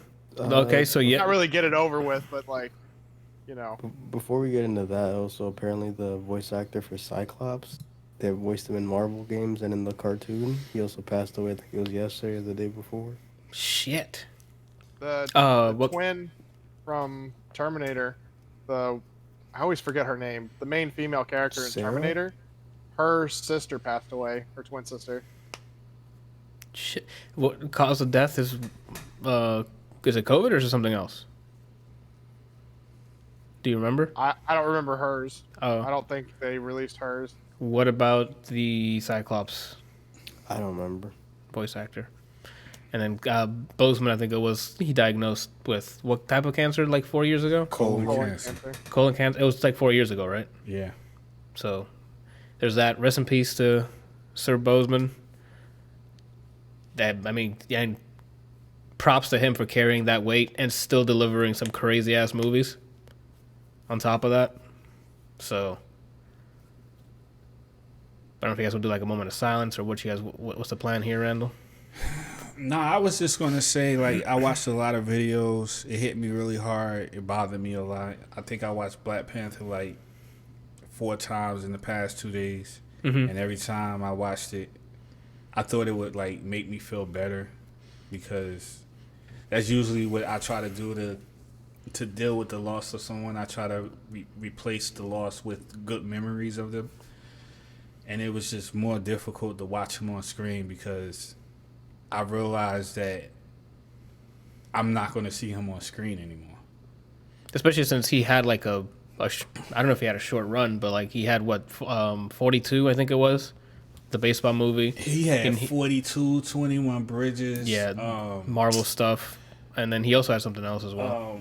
He did the lawyer movie. I forgot the name of the character. He also did the James Brown movie. The James Brown one as well, yeah. And he was really good in James Brown. He even actually, what is it called? Breaking the fourth wall. He even broke the fourth wall a lot in James Brown movie. If you haven't seen it, I recommend it. That jump was good. He even moved like him. He sounded like him. It was crazy. What else? Oh, so anyway, I was watching a lot of interviews. A lot of people honoring him. A lot of people are devastated that Michael B. Jordan couldn't even talk for a while. I think today was the first time he actually it was either today or yesterday was the first time he actually responded with something on social media because it hit him so hard because they were really close. I mean, they worked together for. But he said he knew him since he was 17. Oh, yeah. So they were really close, and he didn't Michael even B. know. Jordan was friends with Chadwick. Yeah. And he said that with them being so close, he didn't even know that he had cancer. That he was diagnosed with it. Nobody know except for his really, really, really tight circle, like his family. Mm-hmm. Yeah, I'm really glad that it wasn't like a big story, where they were invading his privacy and the family's privacy and things like that. It wasn't some breaking news from TMZ where he's they found out and they've just been bugging him for months and years and whatever. I'm really kind of glad that he kind of just got to live his life, do his thing, and then it's sad that he passed, but he got to pass on his own terms rather than the eye of the camera being on him at all times. And it's crazy going back and seeing his interviews too, because I think when they're on the press run for Black Panther, and he starts talking about how he was doing visits to St. Jude's and stuff, kids with cancer. Yeah. And there's one kid that was really excited for Black Panther to come out, and he apparently passed before the movie came out. And he's talking about it, and you see him he actually stops talking and gets choked up about it. So it's crazy to think that dealing with that and also dealing with being in such a big movie that can make or break your career, basically, because Marvel movies are that big. On top of actually going through this sickness, it's kind of crazy. Yeah. Apparently, people were berating him about his weight loss and things, and it's just Well, now you know why. So you happy you fucking berated him about it? Man, I would love to see all of those pieces of trash lined up against the wall. Whoa, Randall, now you're getting super dark. Brian, don't bother. I don't know if you're gonna follow it up with gun them down or something. No. Okay. The firing squad. No, Yeah. I said I would like to see them. Okay. I would like to see what they have to say. It's because the way you said that was very. No, I'm not an an advocate for killing people. Okay, Randall, I don't know how dark you got. Brian, don't bother. There's a lot of posts on Twitter too, calling those people out. They were commenting on these pictures, and then when it happened, yo, it's sad to see it happen or whatever, some bullshit. Yeah, they'll give you my bad, I didn't know. Rest in peace, thoughts and prayers. I've just never understand that. Even if the person looks malnourished, from an eating disorder or something, it's one thing to be hey man, you okay? What's going on? Are you eating okay? And it's another thing to be dude, you look fucking skinny, you look like trash, you stupid, all this other stuff. People are saying. Publicly shaming them for it. Yeah. You don't know what that person's going through. You don't know if they've got depression or an eating disorder or something like that. Instead of being an asshole, you should be offering support. I don't understand a person's mind frame. How do you, if you see somebody going through something, clearly going through something, or if you let's just say you just see something maybe wrong or not normal with an individual, why is it your first inclination is to insult them? Why wouldn't, I don't understand. For me, if I see if one of you guys look sick or if something bad happened to you, my first natural reaction is to care, to like, what happened, what's wrong, why, like, what's going on, can I help? Like, that's my, and I don't have to think about it. That's just not my natural reaction.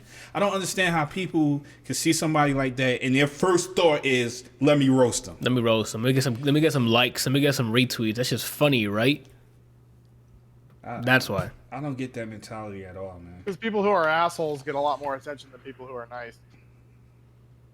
Those are big facts. I mean, that's why you just see these people that are like, that do stupid shit for, you know, TikTok videos and everything else, and they're the ones that are getting all of the likes and all of the attention and everything else. And then you have people that, like, you know, like Chadwick, who goes and visits people in St. Jude or somewhere, does something for, you know, for charity or something, and it's like, oh, that's nice, and then Cena and everything else. Yeah, it all is just like, oh, you know, so this happened, but over here, you know, this person destroyed a national monument, you know, because for a TikTok video, and it gets fucking, you know, national news. It's talked about for weeks on end. It's like, nobody gives a fuck about that moron. Oh, bless you, Napalm. Sorry. Yeah. He's having a sneezing fit. It's the world we live in now, Randall. We've been living in, sorry. So, the reason why I put that on there was, you know, obvious reasons, but also because something that Michael B. Jordan said about Chadwick Boseman, that a lot of people said about Chadwick Boseman that kind of resonated with me, is that he was the type of person who cared about his family and his friends, and despite what he was going through for 4 years and that nobody knew about it, he still maintained a certain level of attentiveness. Well, not just that, but he was like, what's the word I'm looking for? Unconditional love.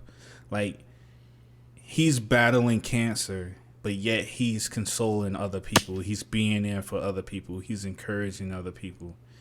And it made me feel like, I mean, I've always been a caring person, but it just made me feel like that I need to be more attentive to other people. And because this is a perfect example of, like, being close to somebody and not knowing what they're going through. Whether it might be sickness or mental or emotional or whatever, you don't know. Like, 1 minute a person is here and tomorrow they're gone. And, like, the one of the worst things to go through when someone dies is to say, I wish I had more time. I wish I had something to say. I wish I did this. Like, that junk hurts so bad. And that's what Michael B. Jordan was saying. He wrote it like 2 or 3 times in his message. He was like, I wish we had more time, because that junk hurts. It's like, you can't get it back. There's nothing you can do to get it back. And it's gone, and the only thing you're left with is like pain, and you try to fill your heart and your mind with, you know, the good memories and stuff like that. But I don't know. It just made me want to step my game up as a person. And to another thing too was like, they always said that all the different like actors and actresses that work with him, they all said that he always raised the bar for other people. Like, you got people like Robert Downey Jr., Harrison Ford. All those guys were saying, like, when you work with him, his performance, his dedication is so good that he makes other actors and actresses like, look, maybe I need to step my game up. Like, maybe they need to, you know, deliver. It's inspiring. Yeah. And I'm talking about like this. They were saying this is how they felt on set with him. You know what I mean? It's not like they saw his movie and was like, oh, that was a great performance. It's like they're in a movie with him and they're on set and they see like he's delivering with such power and enthusiasm that they're like, maybe I need to, you know, I'm gonna have to raise the bar too. I gotta go back to I gotta to the drawing board here. So it made when I kept hearing that over and over and over, it made me think about that. I need to go hard with everything I do. Like, I used to be better at certain things, and then I don't know. I guess it's just a natural thing that the older you get and as time go by, sometimes you, depending on the person, you get a little more lackadaisical. You get lazy. You get more what? Lackadaisical. Lackadaisical. Yeah. Oh, I never heard that. Lackadaisical? Lackadaisical. Okay, lackadaisical. Randall brings up a really good point about spending time with people, which is why you guys should come up and visit more often. I knew it. I knew it was coming. Somebody was gonna mention something. You can go ahead, Randall. No, that was it. It was just pretty much like I need to, in everything that I do, I need to be more passionate about it, whether it be small or big. I need to do better as a person. So that's my little 2 cents that I had. Okay. Anyone has anything else to say about the man? Rest in peace. All right, I'm sorry. I think that's the one I saw was Rest in Power, which I liked. Yeah. Yeah. Like, oh I shit, did Rest see in Power. something about having Shuri take over as the Black Panther, which apparently is what happens in the comics. Yes, And I think that would be an awesome transition. Yeah, you know, for her to take over.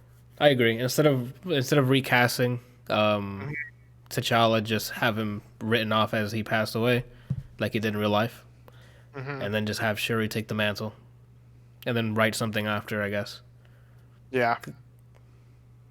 Because in the comics, she takes the throne, but T'Challa's still walking around. I thought T'Challa died. Maybe at a certain point, but there's a point where she's the Black Panther and he gets like disowned or something. Yeah, so hang on. Yeah, gotta find it because I was reading up on this earlier because like I saw that post and I wanted to see. Yeah, so when T'Challa ends up in a coma because of Doctor Doom, Shuri becomes his substitute. Oh, apparently. Doctor Doom. Apparently, when she becomes I think you're right. He is still alive, but he's not. I don't know that he's necessarily like able to walk around. But that when she takes up the mantle, yeah, it's the first time in history there are 2 avatars of the Panther goddess. Oh, and there we are. I just wonder if they're gonna respect him passing for as long as they did with Heath Ledger and Joker, where that role was basically untouchable for many years. For live action, anyway, because Hamill was still doing stuff on this. I mean, yeah, that goes without saying, yeah. I'm just letting you know, like, just for the live action. Apparently, he did all the voiceover for What If, so that would be the last thing that we see from him. Oh, is it? Yeah. Okay, well, the rest in peace, and I guess just like the rest of our thoughts and prayers go out to the family and everyone else who's like he's worked with or inspired or motivated anyway. Randall, because I'm on that list.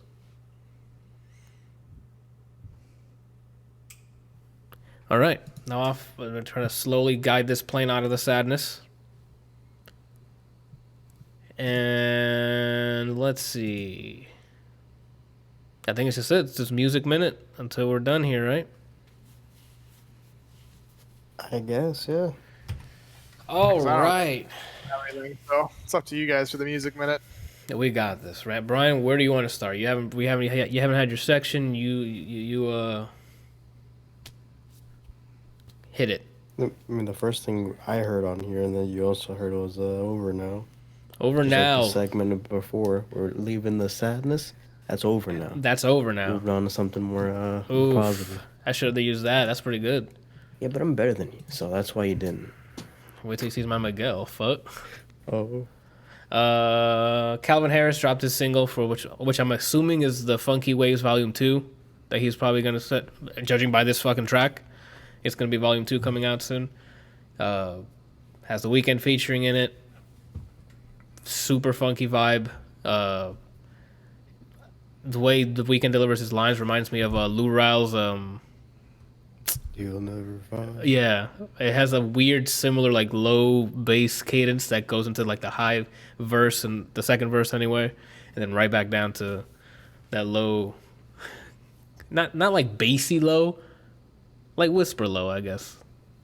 But anyway, I'm digging it. I've been having that on repeat for quite some time now. The song is just in my head.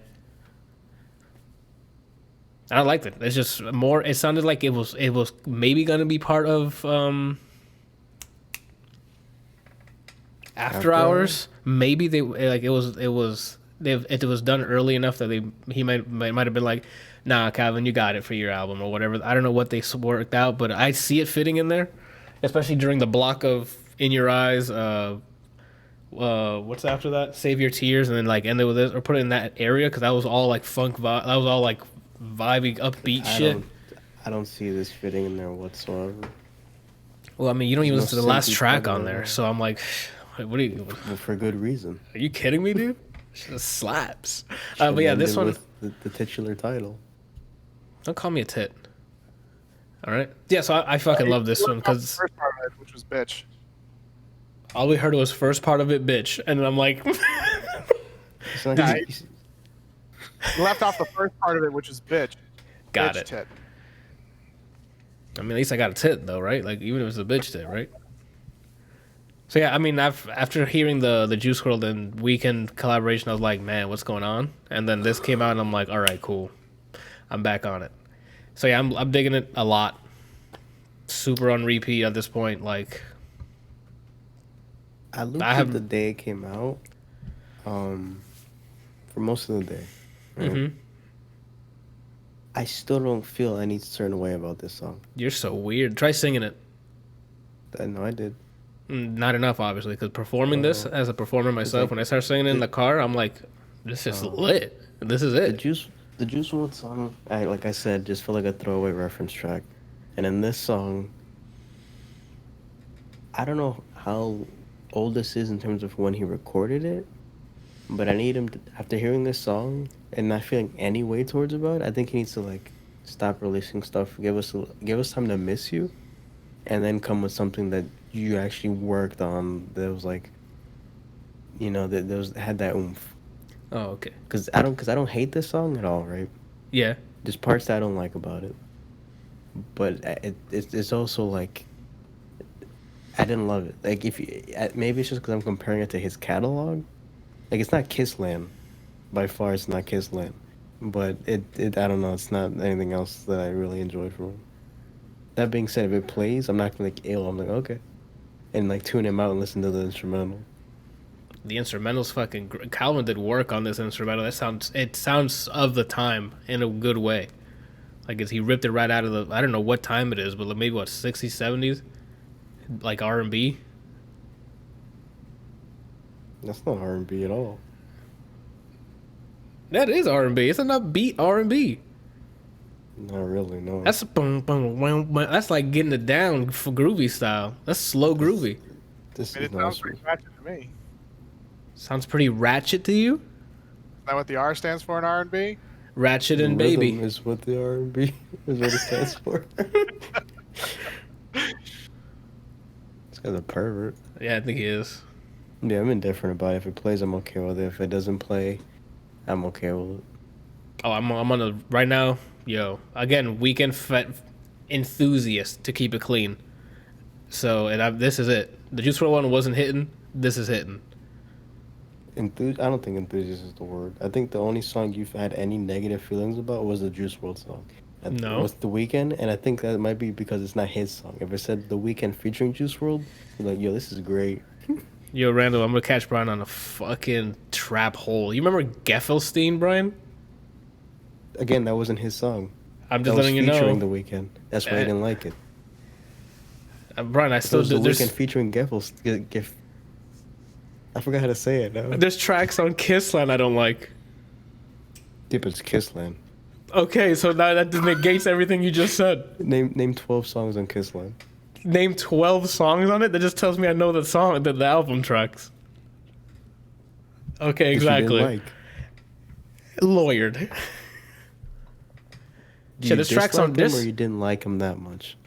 Dislike them. There's some on the trilogy that I just don't listen to. I don't like them anymore. Like at first I'm like okay, and then now that I'm hearing them now, I'm like I don't like these anymore. I don't know, Anthony. I think you're saving face. There's no face to save. Look, Oh. it's all gone. Oh. All I got is nose. Ooh. No stream. All right, enough of the bullshit. Moving on Disclosure for me. Nah, actually, Brian needs to catch up. Tell me about Jessie Ware, Brian. Did you finally decide to fucking listen to it months later? Remember what it's like to not listen to your same playlist over and over again, and yeah, you mentioned it, so I guess I don't have to do the whole backstory on this album or whatever. I enjoyed this album. I think it starts strong, and then the Tapers last off. maybe 3 or so songs are just like, we need this length. Like maybe someone's like, oh, you need this length of this many songs for an album, and then she put them in there. Mirage could have been split. Yes. Hold on, let me pull up the track. Those are hard facts. The album real quick. Hard facts. Jessie Ware. What's Your Pleasure's the name. Yeah, of the album. Out of 12 songs, I didn't heart 3 of them. Oh wow, you hearted a lot more than I did. Some of these, I think I was a little generous because I was in Tame Impala mode where it was just one big song. Yeah. So Mirage, for example. Killer start. The verse, the instrumental, the way it starts, I was like, immediate second, right? Yep. And then I think for whatever reason, she's like, let me add pop to this. Even though she's not really a pop artist, let me add pop to this. She did it the worst way possible. Yeah, that Mirage track, it starts off with such energy, and I'm like, I immediately hearted it, and then that part came up, and I'm like, oh fuck, and I took off the heart. I left the heart on there, but the thing that I've said it on here before, the thing that I hate in the biggest pet peeve I have in most of these songs, or like music in general, is a chorus that just repeats the same shit over and over again, and not in a stylish way. Like it's literally they just looped it. And I'm like, okay, well. Gucci gang, Gucci gang, Gucci gang, Gucci gang, Gucci gang, Gucci gang. Yeah, like that's not cool. It's just when you're turned, you're just like, okay, I guess a Gucci gang. But like when you're sitting in a car on a highway and all you hear is Gucci gang, Gucci gang, Gucci gang, you're like, yo, shut the hell up. Yeah. So counter example, doing it well, the simplest way, a lot. 21 Savage. Yeah, because he's saying a lot, but there's words in between that he's telling you something. Yeah. Stuff like that, throw it out. That's outdated pop stuff. We don't need that anymore. Maybe the Britney Spears, maybe the people that came from the Disney Christina Aguilera that ended up becoming, leave it over there. We don't need this anymore. Facts. Nobody Hard likes facts. it. It's the people who like it, brainwashed. I don't know about, okay, now you're on your own. The government got him through the radio waves. No one's brainwashed. Brainwashed. Favorite song on there, what was it? Something I say to you, Anthony. Spotlight. In your eyes. In your eyes. Yeah, that's most I have to say. The middle part of that album where it slapped. Obvious issues usually was when we got to the chorus because she's like, let me be a pop artist now. Stop. It's way different than her other albums or bodies of work in terms of like the theme, the musical theme, but I liked it. I recommend it. I still like the one before that. I think it's called Glass House. I like that one more, but this was enjoyable. It's a very upbeat. It's very dance. Like it's pop and dance. So I mean, it's pants. No, it's not pants. It's not pants. But yo, Spotlight, Ooh La La, the singles that came out, that's kind of the groove that's on here for the most part. So yeah, Adore You. Save a Kiss. Single. I like that one. That one they repeated the chorus. I'm like, this is gonna be it. And then the chorus came, and I'm like, no. That one was more tolerable because it was low energy repeating. She's like, I adore you. Instead of just, what was it? I don't even remember the chorus from Mirage. I just know I was pissed for like 30 seconds, dude. Yeah, I feel it. All right. I guess we can bounce back and forth. And now we'll go from Jessie Ware to Katy Perry then. Boom. Katy Perry released an album called Smile. First of all, the cover of it, awesome. I like the cover. Second, she released like animated videos for some of her tracks. Those are really cool. You guys should go check them out. They're I think called the Smile video series. I guess she had animators do some of the stuff. Those are really cool. There's one that has Cuphead animation, which is really funny.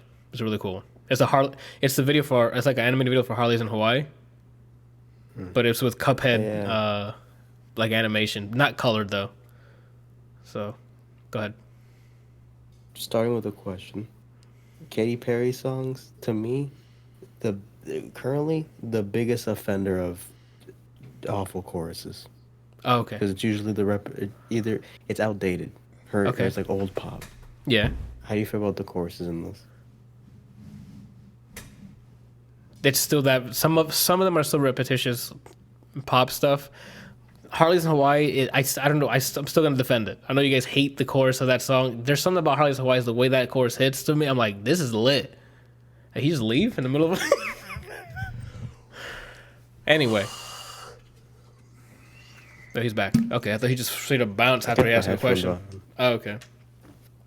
So yeah, that's a lot of the reasons why I didn't heart some of these. Like, they have great instrumentals, great verses, and then the chorus come in, and I'm like, the chorus is just that much away from alike, you know?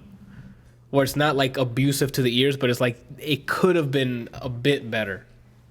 I don't know how. I'm not a fucking music producer, but I'm like, it's not grabbing me entirely. So there's like 2 or 3 songs, yeah, like that, Randall. So the songs I ended up hearting are the singles that came out before. So the rest of the album it's great instrumentals. It sounds like it's mixed well. Some of them have some pretty good lyrics into it because it's relationship based. But then the chorus usually I'm like, okay, it's not bad, but it's like, okay, I'm waiting for it to end so we can get back to the meat. Quick sentence disclaimer: I didn't talk about the mix or anything for Jesse Ware because I heard it through earbuds. So I didn't judge the mix at all. Oh, okay. Again, I don't know what the hell I'm talking about with mix. It just sounded fine to me. It wasn't like the beats the instrumentals are a lot louder than the vocals or like anything's being washed or anything. It all sounded fine for the Smile album. So like Harley's in Hawaii, Never Really Over and stuff like the singles that came out, those were still my favorite ones on the album. So they had some decent tracks. It's just that it just didn't quite get there to the like, you know? I'm like, no, I'll just move on to the next track and listen to it. Is that all you got to say about it? That's it, man. It's more pop, like it's more Katy Perry pop. Like it's.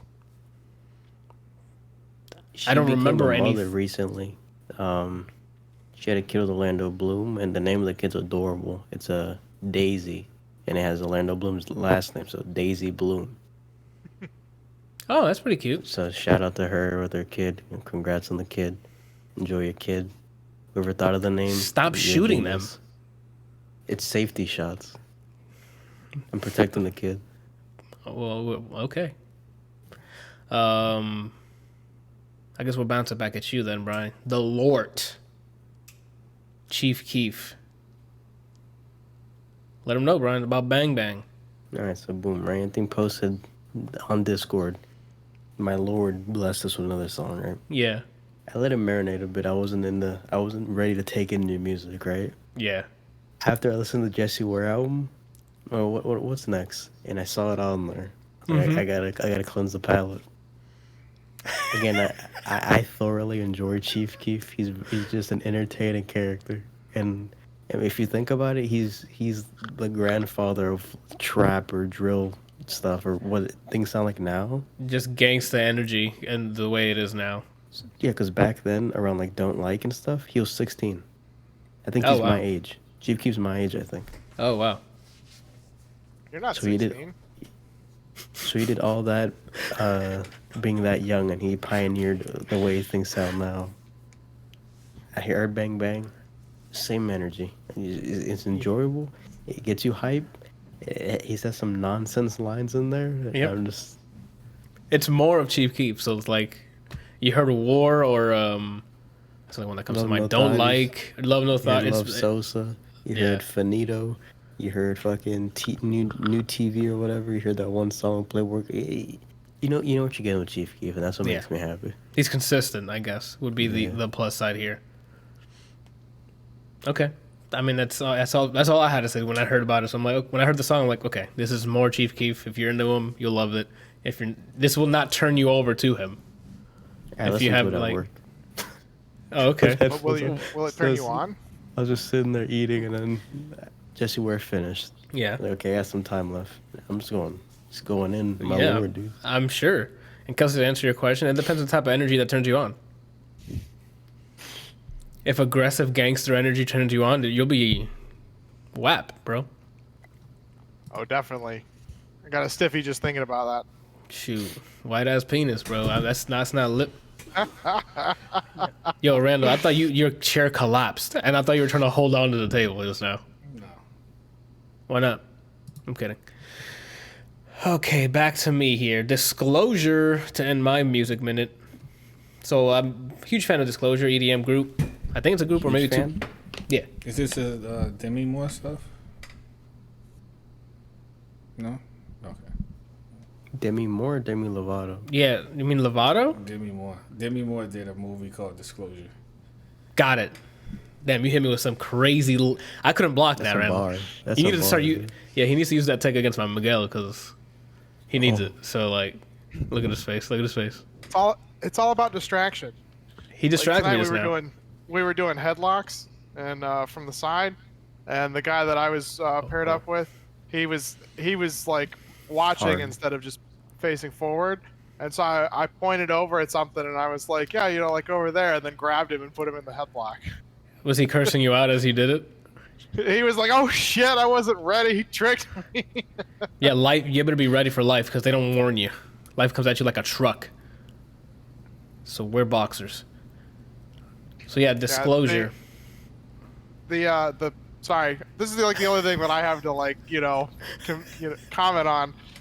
The instructors have been using me as like the test dummy recently, Yeah.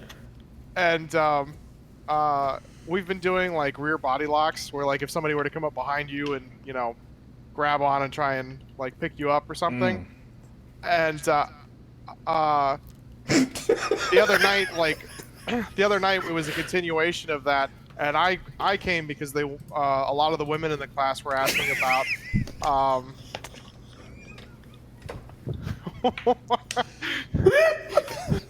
Phrasing? Are we still using phrasing? oh, because I came because of the women in the class. Yeah. Yeah, go ahead. So they wanted to know. There were several of them in there that are like 5'0", and they're like, "What are we supposed to do if somebody like me comes at them and like picks them up? We don't stand a chance in hell." And I've been being used as the test dummy for a lot of things, like with the instructors, because I'm usually like the biggest dude there. And the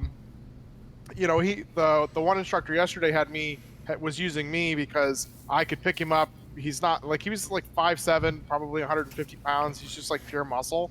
But I still have like over 100 pounds on him, and he was showing like, look, it works against bigger people even if they like really outmatch you in size. And so I was like picking a lot of the women up and holding them. The girl that I got paired up with that night was brand new, and she couldn't have weighed more than like 98 pounds soaking wet. Okay, I mean she was tiny. And I was doing the rear body locks to her and picking her up and teaching her how to do everything. And then she's like, okay, I don't really know how I'm supposed to do this to you. And she like comes up and she gets her arms around me, and like when she gets around my stomach and things, like this is the most that she could do. So it's just not happening. And so the instructor comes over and she's like, how am I supposed to like demonstrate this on him? And Rob or the instructor goes, let's be real here. A lot of this stuff is very situational.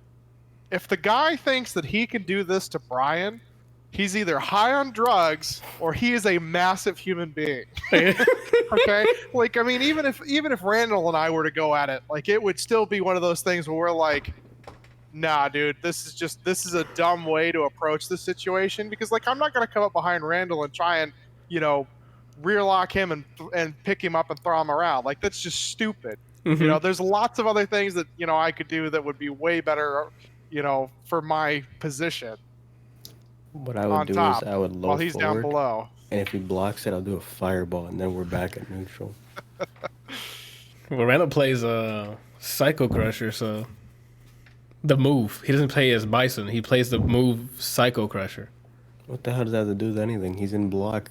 I low forward in the fireball. No, Psycho Crusher is plus 87 on frame.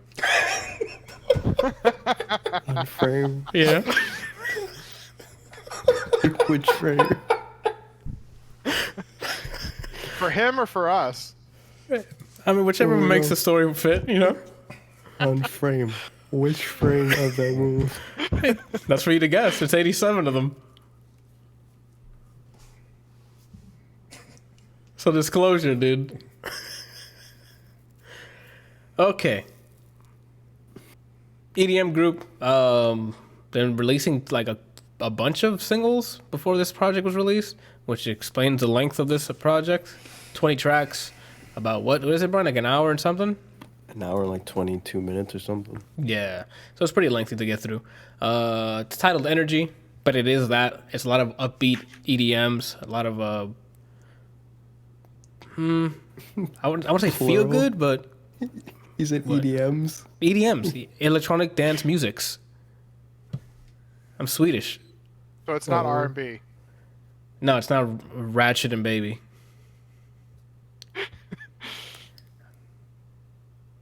Sorry, I just had a sneeze. But you did. Or I'm just too fast. We got 20 tracks. There's some singles on here that have like sample, like I was telling Brian, like world music. I don't know what category they're in, but it sounds like tribal music in some sort of, but he samples them in like an EDM fashion. Then they have tracks on there that kind of like fit what they've been releasing beforehand with just regular EDM. Not house. I don't even know how to describe it. It's like their own. I wouldn't say how. It's not house at all. EDM so pop, like nocturnal? Yeah. It's dance. I don't know. Just Not dance. really house. So like a bunch of those type of tracks with some different features and stuff. There's the one that's popping right now that right off rip is Birthday with Kalani and Sid from I don't know, is Sid still on the internet? I think so. Well, Sid's in there with Kalani. It's called Birthday, and that's one that seems like it's climbing the billboards at this point. It's getting the most popular song on there. That, and there's an interlude on there that has a really cool old sample. It's a slower pace, and I'm like, oh, this is really cool. Those are the top two of this project that I'm like instant just liked. And then some of the tracks are remixes of them, like on the second disc. I listened to it on Spotify, but they still break it up into disc, I guess, if you buy the physical version. So the second disc has like 3 or 4 remixes. So you got, whether or not you count that as the project, that's up to you. But their own tracks, those are the top ones on there. The rest are still like the album's energy. Most of it is high energy. Like I can see them just playing this album when you're trying to like work out. Like that's it. That's the 2 tracks on there that I like. The rest are like fine, just fine EDM music. In comparison to like what was it? What was the album called? Cartel, the one that Nocturnal was in. Oh, I don't remember. The one that has Helped Me Lose My Mind as well. Like that was one of my favorites from their project. So that had back-to-back bangers in it. Let me see. I think it was Cartel. Let me look for it. Or fact checking. This is kind of a departure from that. So if you really like that previous album, some tracks are like that, but now they're going to like a world. It's not Cartel. Caracal. Oh. Caracal. Okay. Help Me Lose My Mind is from the one in 2014. That's on Settle. Oh, that's on Settle. That's right. I'm sorry. It's on Settle. How could you be so stupid? It's because, what is it, aging, Randall? What happens when I get old? Is that what it is? Yep. Yeah. I guess they're using this program called Calculator and, refreshing the mind. Actually, I have an app that I use all the time that helps. It's called Elevate. It gives you math problems, problem solving, reading exercises, a lot of stuff that you neglect. Taxes because you're not in school. Mm-hmm. So those skills, the fundamentals, usually become. Well, it starts with fundamentals, but then it builds up. But those skills usually become dormant because you don't normally use them on a regular basis. Is there like levels and stuff? But the issue is that those things affect other things.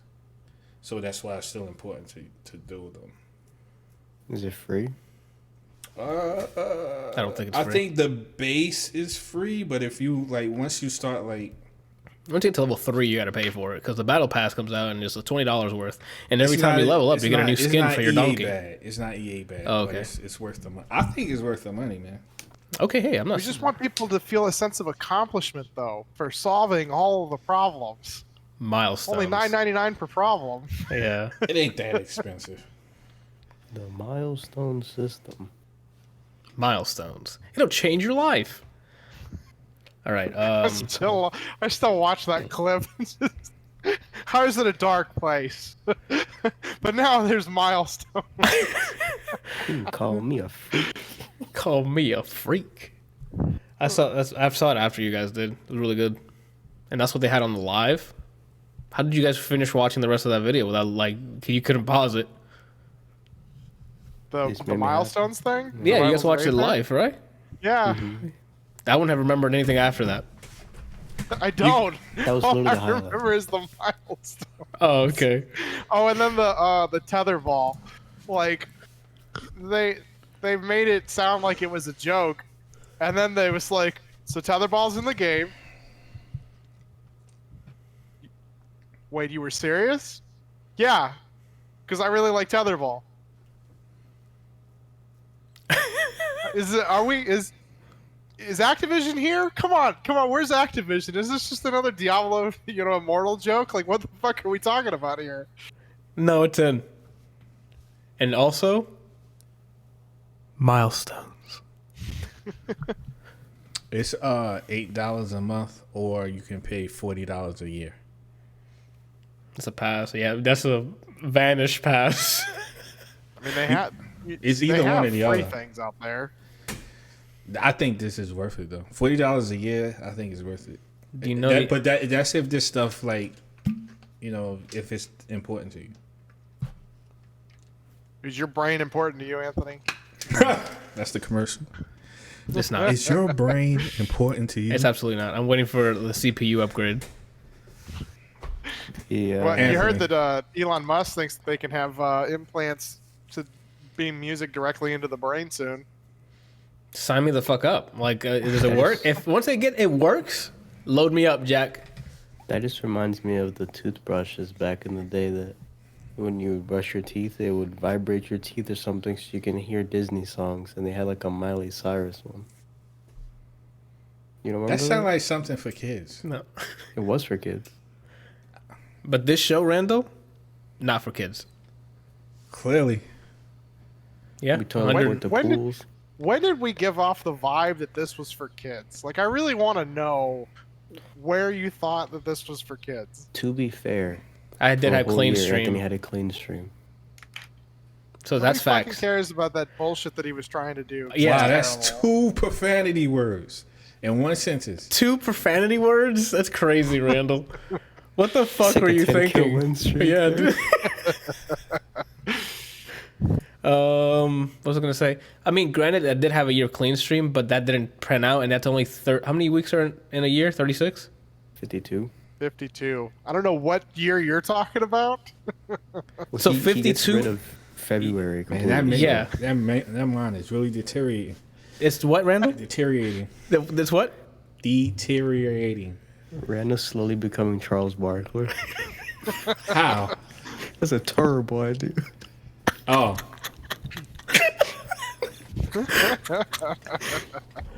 All right, we gotta move on. What was I gonna say? Yeah, 52. I'm sorry. So half of the episodes already aired was clean stream. The other half was just almost full Anthony. Full Anthony would probably get sent to jail, so we can't have that on stream or destroyed by SJWs. So we can't do that. By social SJWs. Yeah, not regular. It's not just. We don't want that. I want to get canceled, Randall. ABC won't air us anymore. The liquor store? What are we talking about? What we're liquor talking store. about is Moonstone. So this is not for the kids anymore. It was never for the kids. Someone fart? Even clean. What? Someone just fart? Did you hear that? No, I didn't hear it. I think you should edit your videos. All right, so Moonstone. Yeah.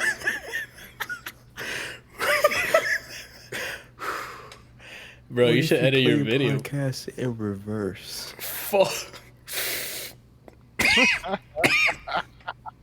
Fucking hit that. I'm sorry, I don't take drugs. Do it. Whatever, fuck you, more for me, bro. And that's acting 101. Thank you, guys. Yeah. No wonder it was terrible. Yeah. Oh, you want to go? You want to go for an act off now? I'm here every week. What does that stat have to do with anything?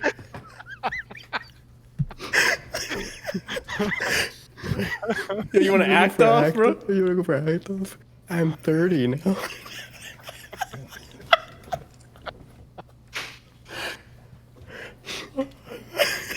You might as well just said, "Yo, giraffes backflip backwards, dude." Like, what? Front flip, by the way, if anyone wants to do the math there. Brian, Moonstone, take us home. You can front flip backwards and then not be a backflip. I'm sorry? I said you could front flip backwards and it not be a backflip. Okay. I'm not an acrobat. I'm not Nightwing. I don't know how to do any of that. So boom, right? That one on Spotify. This is the worst show on the planet. And then I saw that it's like a tab on the homepage now. It's like, oh, for artists you follow, they release new stuff. And then there's a singer that I follow named Raveena that she has a couple songs that, you know, I slat, hear me, slat, right? And it said that she put out a whole EP. And after just seeing how long Tiana Taylor's album was gonna be, and I felt fatigued, I saw that this only had 4 songs and it was like 15 minutes. So I was like, let me do that instead. Okay. And the best way to explain it is like, it's not psychedelic to the extent of Tame Impala, but there's like some kind of ambient, like Overlap. sit back kind of a feel to it. So it's like it's Tame Impala light combined with R&B. So it's like some funky kind of ambient,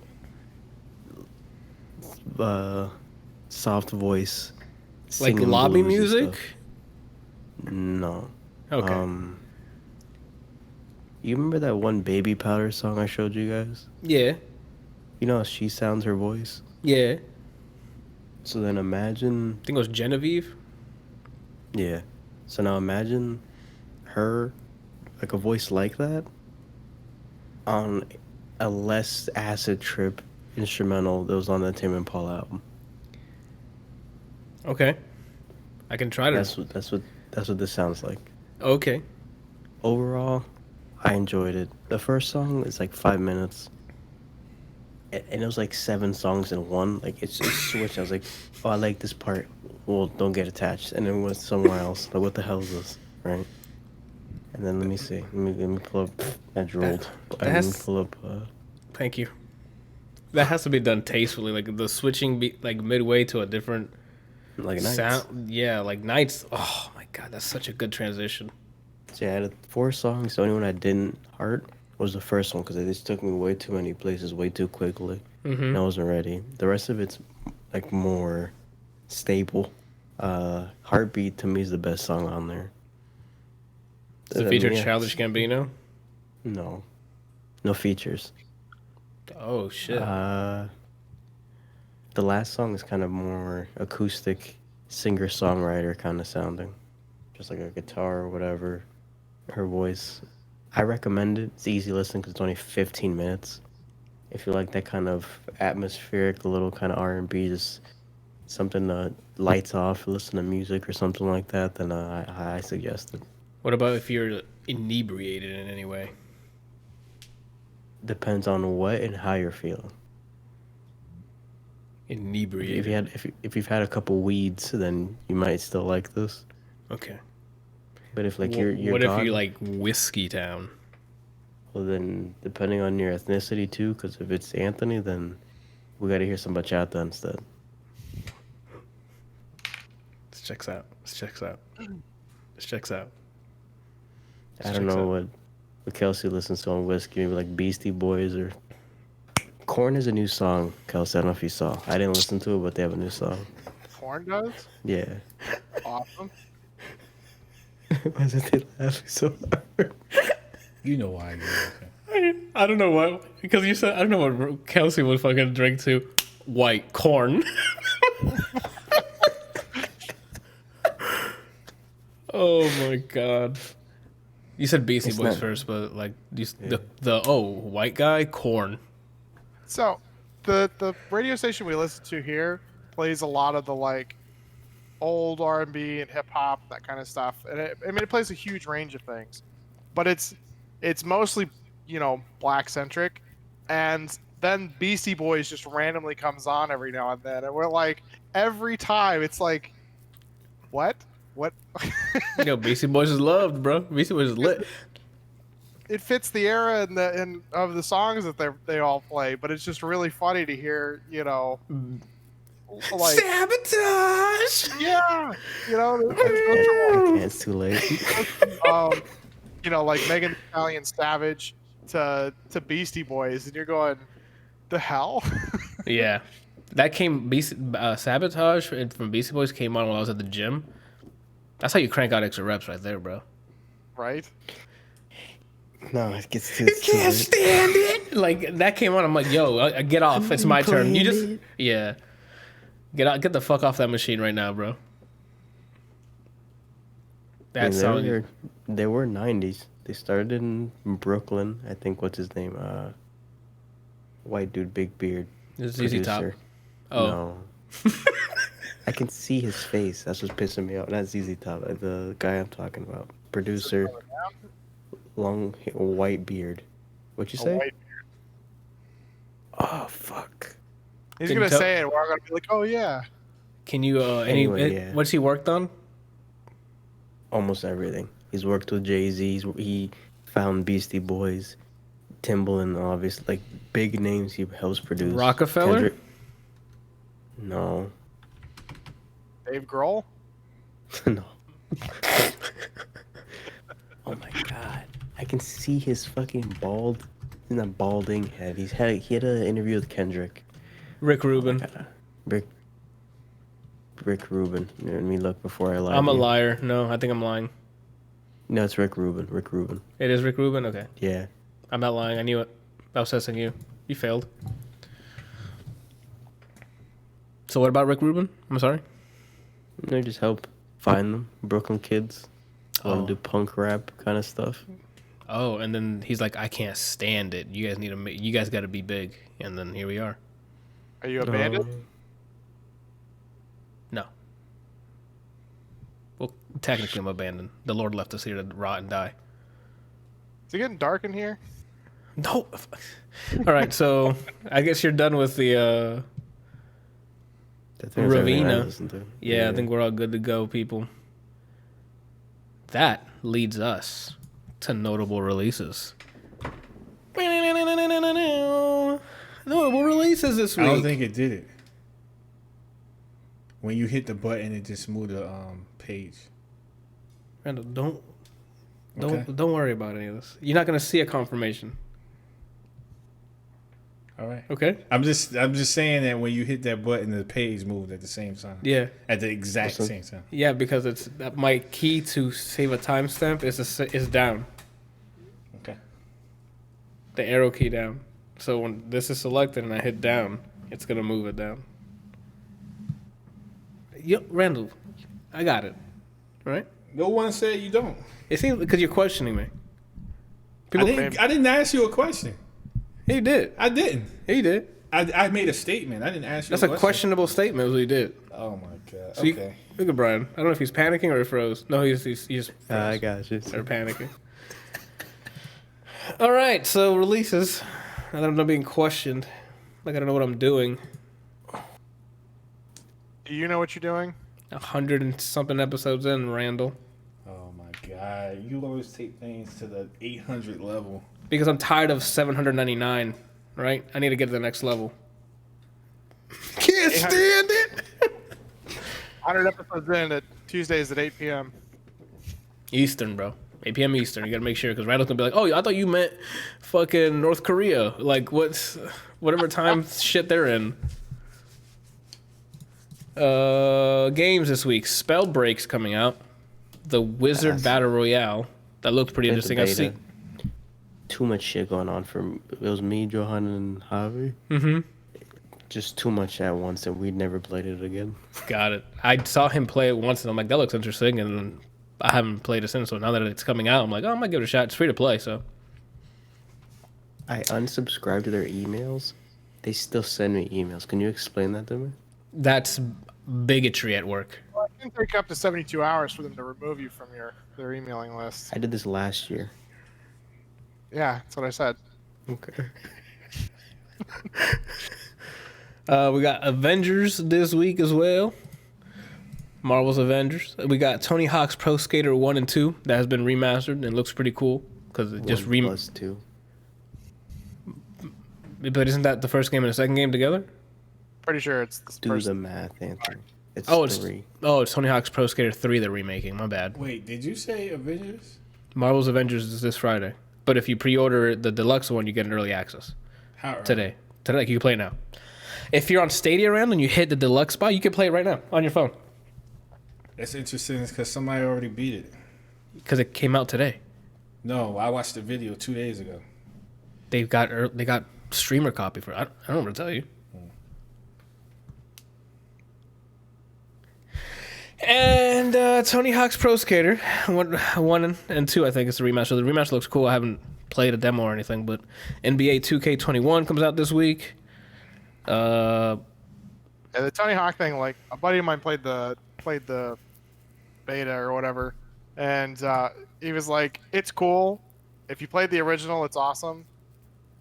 But it's like, I don't know that I would get it. I love the Tony Hawk games. I still have all the originals for the PlayStation, but it's like, outside the rapper. Music at this point, and if I wanted to do that, I could get on Spotify and just listen to the soundtrack. Cut to him on Friday streaming Tony Hawk Pro Skater 1 and 2. No, I'll probably be playing Samurai Jack. Oh. Hey, you're jumping the gun. I'll ask you what you're doing this week, all right? Fuck. We finally have movies coming out. Last week was The New Mutants. This week we got Tenet, the next Nolan film that was delayed because of COVID. It's now out this weekend. And then for music, we got Big Sean dropping an album called Detroit 2. And then apparently Lana might be dropping something on Lana Del Rey. What it is, we have no idea. What? Lana Kane? Lana Del Rey. Oh. Who was that? Isn't that from Archer? Lana Kane, yeah. Okay, yeah. I Okay. didn't even watch this show. Get your head out of your ass. And that's it for what's coming out for this week. What are you guys doing this week? Kelsey, since you were here, give us a sneak preview. Yeah, I mean, with Randall talking about Samurai Jack, and I love the series, probably be playing that this week. So Randall, if you want to watch me get frustrated with it, on the hardest difficulty, you could stop by. I was going to ask you if you can do it on hard as well, but who am I kidding? Of course you guys are. You're masochists. When are you going to play this? Sometime this week. I'm not sure yet. Probably not tomorrow. Maybe Thursday or Friday. That's still going to be interesting.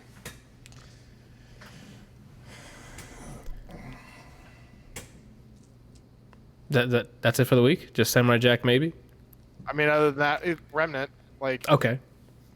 I really haven't had a ton of time to play a lot of stuff recently. So. Something you'd like to add to the class? My bad. Nah, I just been picturing. I just remember a scene from a movie. The pool. What's the Pornhub account? I said a movie. Yeah. That okay. There's porn movies. There's an entire spoof on Pirates of the Caribbean. Oh my That's god. Okay, well then. Busty Sluts 4 is a movie. Well, besides watching Busty Sluts 4, Brian, what are you doing this week? No, he's getting more into the milfs with pools. Yeah, that's Yo, maybe those are- genre. Maybe Yeah. he's not getting into it. Maybe he's always been into Oh no, he's getting into it. He's jumping in that pool. I ass was looking at the dog as if I wrote down what I was gonna do. I went, well, let's see, idiot. I mean, I wouldn't have caught it. You just called yourself out. That's how you learn. What's your age range, Brian? Like what Alive. age, what number would you? Wow, really?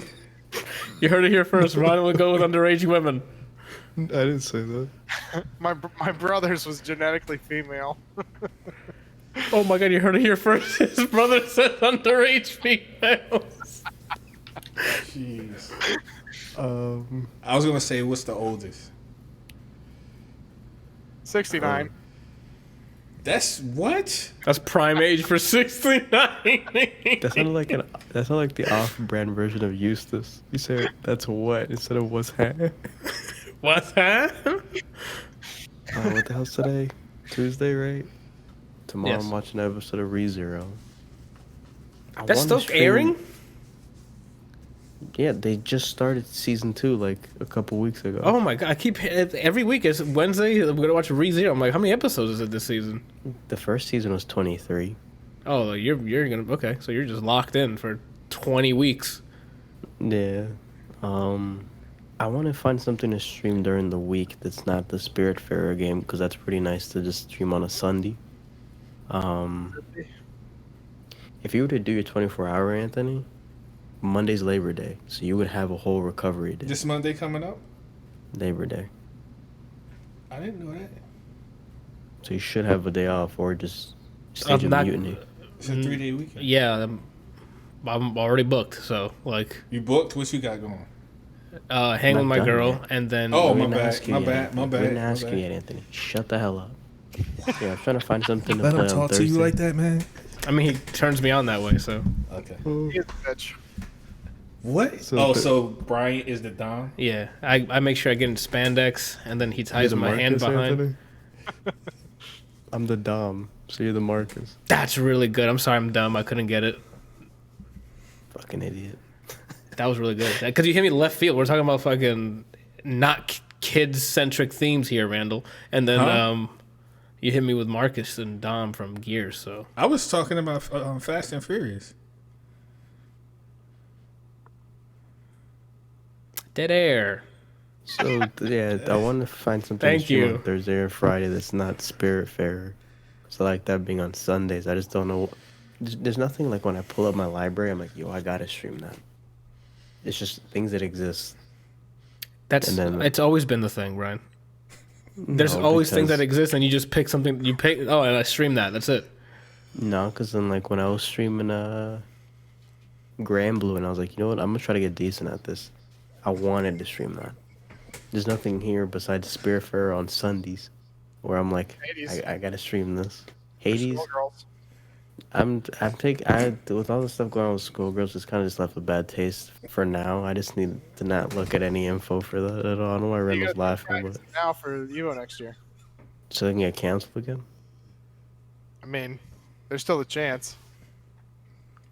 If I know it's announced at Evo, I'm not even gonna look at it. I don't want other people's experience to get canceled because this is what I wanted. Yeah. I just have It to doesn't figure out something require you to like broadcast it. As soon as you think it, then it's already a thing. It's set in stone. Yeah. Your destiny's already been. So if you think in And- your mind that I really would like to see Sagat, then it's already destroyed. Oh. So you can't think about said thing. So from now on, anytime you guys see me, I'm just gonna be like this. Just avoid a the thug. lengths. Hey man, you all right? Well, he is was it a Oh, replicator? Is that what it is? close. Wow! Really Oh my close. God. Really close. I'm It's trying to get replicant. I'm trying to get my angle. It's replicant. You got really close. Replicant. Okay. You haven't watched Blade Runner? Yeah, he's seen the first one. I've seen the first one. I haven't seen the new one, but I haven't seen the first one in decades. Yeah, I think it was an late 80s movie or not early 90s. I think it was late 80s. Late 80, like 89. Yeah. Brian, we get it, dude. Like we So, got it. So I gotta find something Thursday or Friday. If you're gonna, Why don't you do something music related? Do what? I'm sorry? I said, why doesn't he do something music related? He used to stream music. I know, that's what I'm suggesting. I don't want any kind of some bot just reads my last name and gets prejudiced and then just says I'm using something as copyright. Oh, right. Oh, that's a thing now? Because if he's sampling anything or any note or something that, or any rhythm or melody might sound like something else, it might flag it because then it's a bot. That's why I haven't been streaming music at all. That sucks, man. They're stifling his creativity, man. I mean, like, I still see people on music making stuff. It's just a luck of the draw, I guess, if it sounds too alike like anything else. Yeah. I don't know. 'Cause I've seen people do live sets on there. So, like, Live set? No, like, DJ sets on the music section. So I'm like, I don't know how they're getting away with it. A lot of those could get shut down. I'm assuming it's just because they're smaller. Because if they don't have any kind of licenses from PROs, performing rights organizations, to play music that's for the artists that are under those umbrellas, then they can just walk up and be like, and then just shut it down. So I've seen some on the front page of Twitch. That's what I'm saying. I don't know if those guys are just bigger channels or what the case is, but maybe they have their paperwork, they have their ducks in a row. I don't know. Gotcha. Are you gonna stream Marvel's Avengers? Again, it's not that kind of game. Like, it's not a check out this stream. It's mindless beat 'em up and then the grind. It's just the grind. Because I was gonna say if you were gonna do that. Say again. Sounds like it's a streaming game. Is it? Like, What people, I was gonna say. I don't know if people like watching grind. Like, they want to see like, but this is What? like turn your brain off kind of grind. Like, it's just whatever. I'm going through doing submissions, leveling up, trying out new combos. I mean, Like- it's all how you present the content. Like, watching the survival mode in Remnant isn't always that exciting because it's the same thing. You literally, like, you start, you hope you find the shit that you want, you run and fight a boss, and then you die and you start over. But it's like, it's how you present the material that you're given. Anything can be fun and interesting. But you're missing a key element of that example. It's how long can you survive? That's the thrill. That's why they watch. Can they survive 10 levels, 20 levels, and then die? Or is it just one level and wipe? Marvel's Avengers, you're just playing. And you can pick the difficulty. So you think I'm going to go on hard on purpose? Yeah. If No. you were gonna stream that, I was gonna say I was gonna get it and then be in the same Discord and then we can just bullshit while playing it. And then whenever we get to those missions, we could, rendezvous. Yeah, that could be a thing. But I mean, If you want, Yeah. you let me know if 100% you're about to hit checkout. And then if you're trying to do that, I'd be like, ooh, pull up, skirt, ha, pussy. And then it's lit. What does he mean? I might Pull up? into the Discord.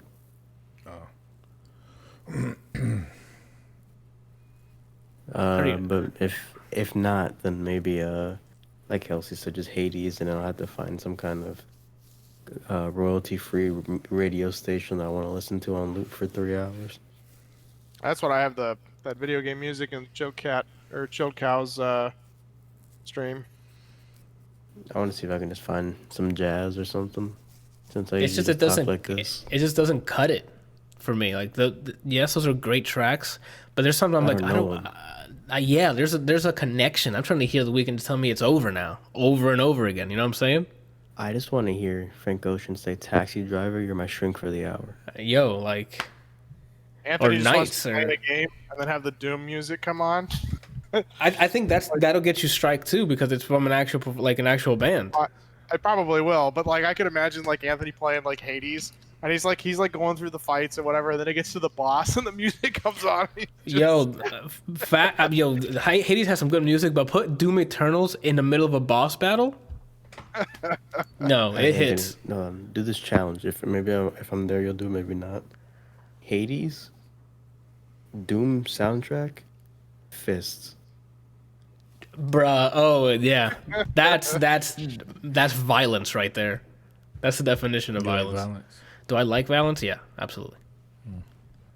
But yeah, that's my plan. One of those days, some game. Saturday, I don't know, whatever someone wants to do. Sunday, morning Spiritfarer stream. Monday, I don't know. I have a day off. I don't know what I'll do. I'll probably just tell everybody to fuck off and then just do something. So So when are we playing Remnant in there? Yeah, pussy ass Anthony. Look at him. Looks like a lawn chair. Look at him. That's the second attack.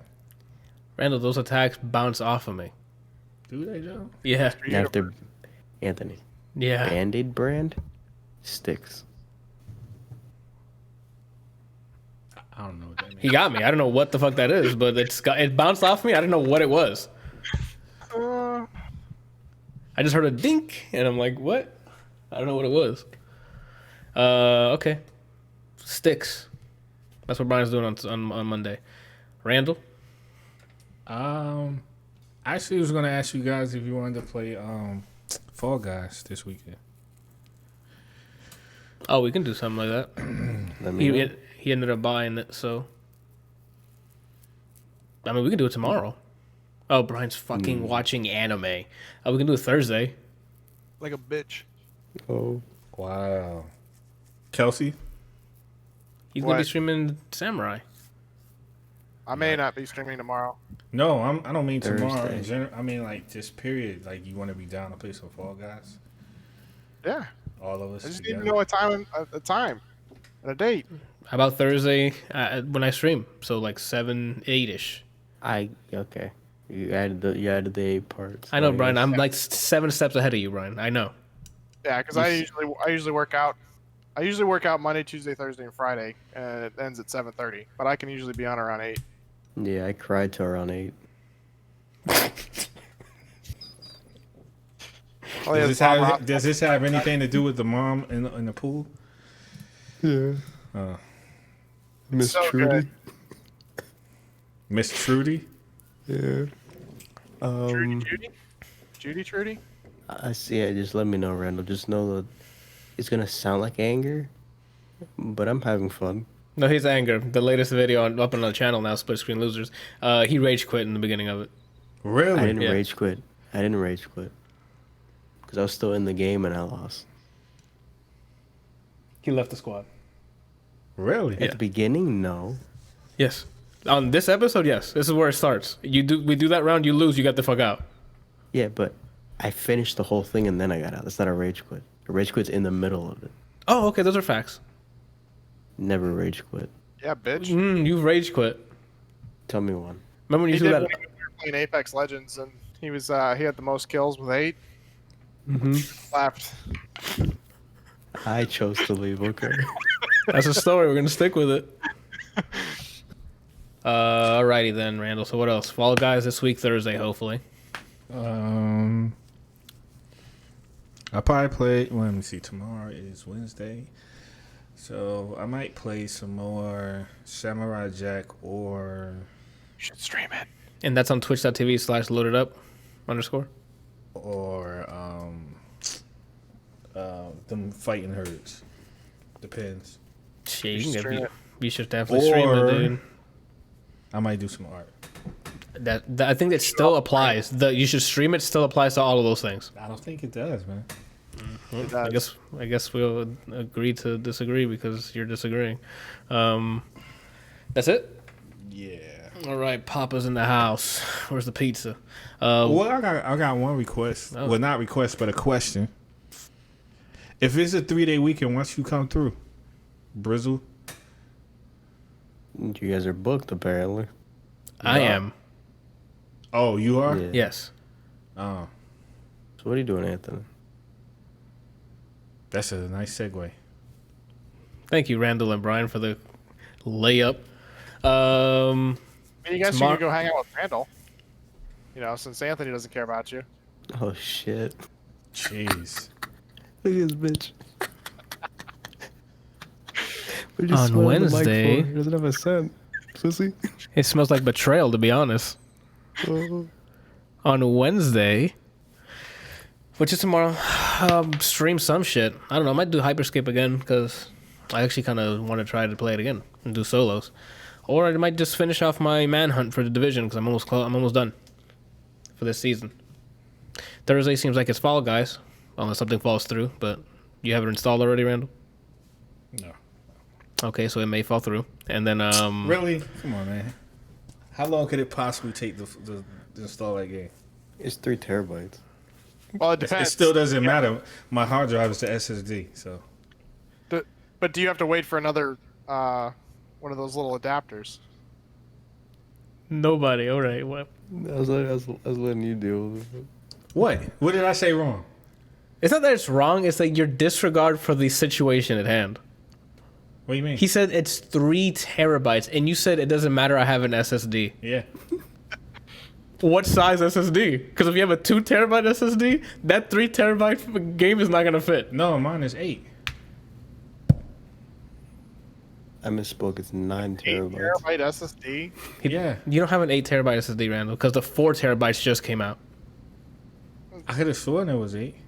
Well, maybe it's I was 4 gonna then. say 8 sounds pretty big. Like I don't know that they make them that big yet. At least Yeah. not like for commercial standards.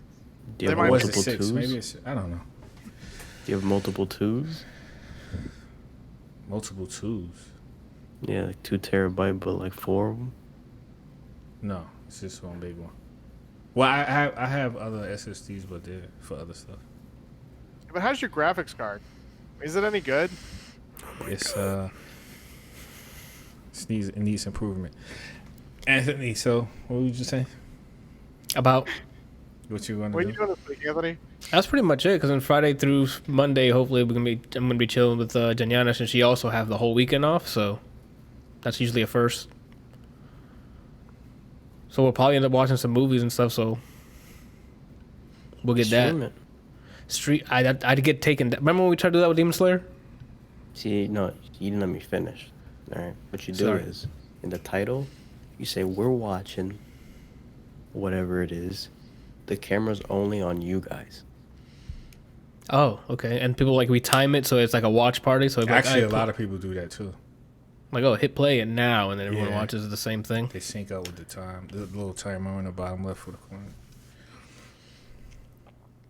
That's cool. I mean, I don't know what to tell you. That's lit.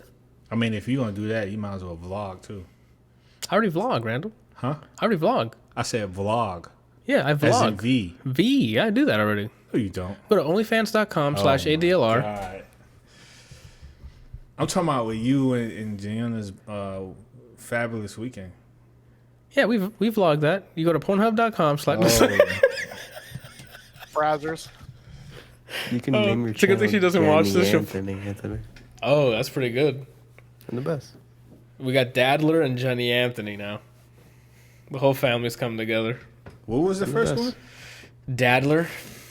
Yeah, I call him in hobbies content Dadler. Oh. It happens when it's like me. The latest time it happened is we were playing Rainbow Six Siege.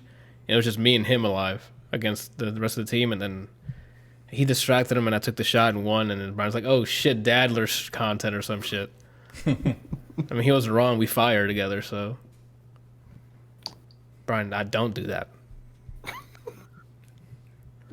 That's it, people. That's all I got. So hopefully y'all have a good week.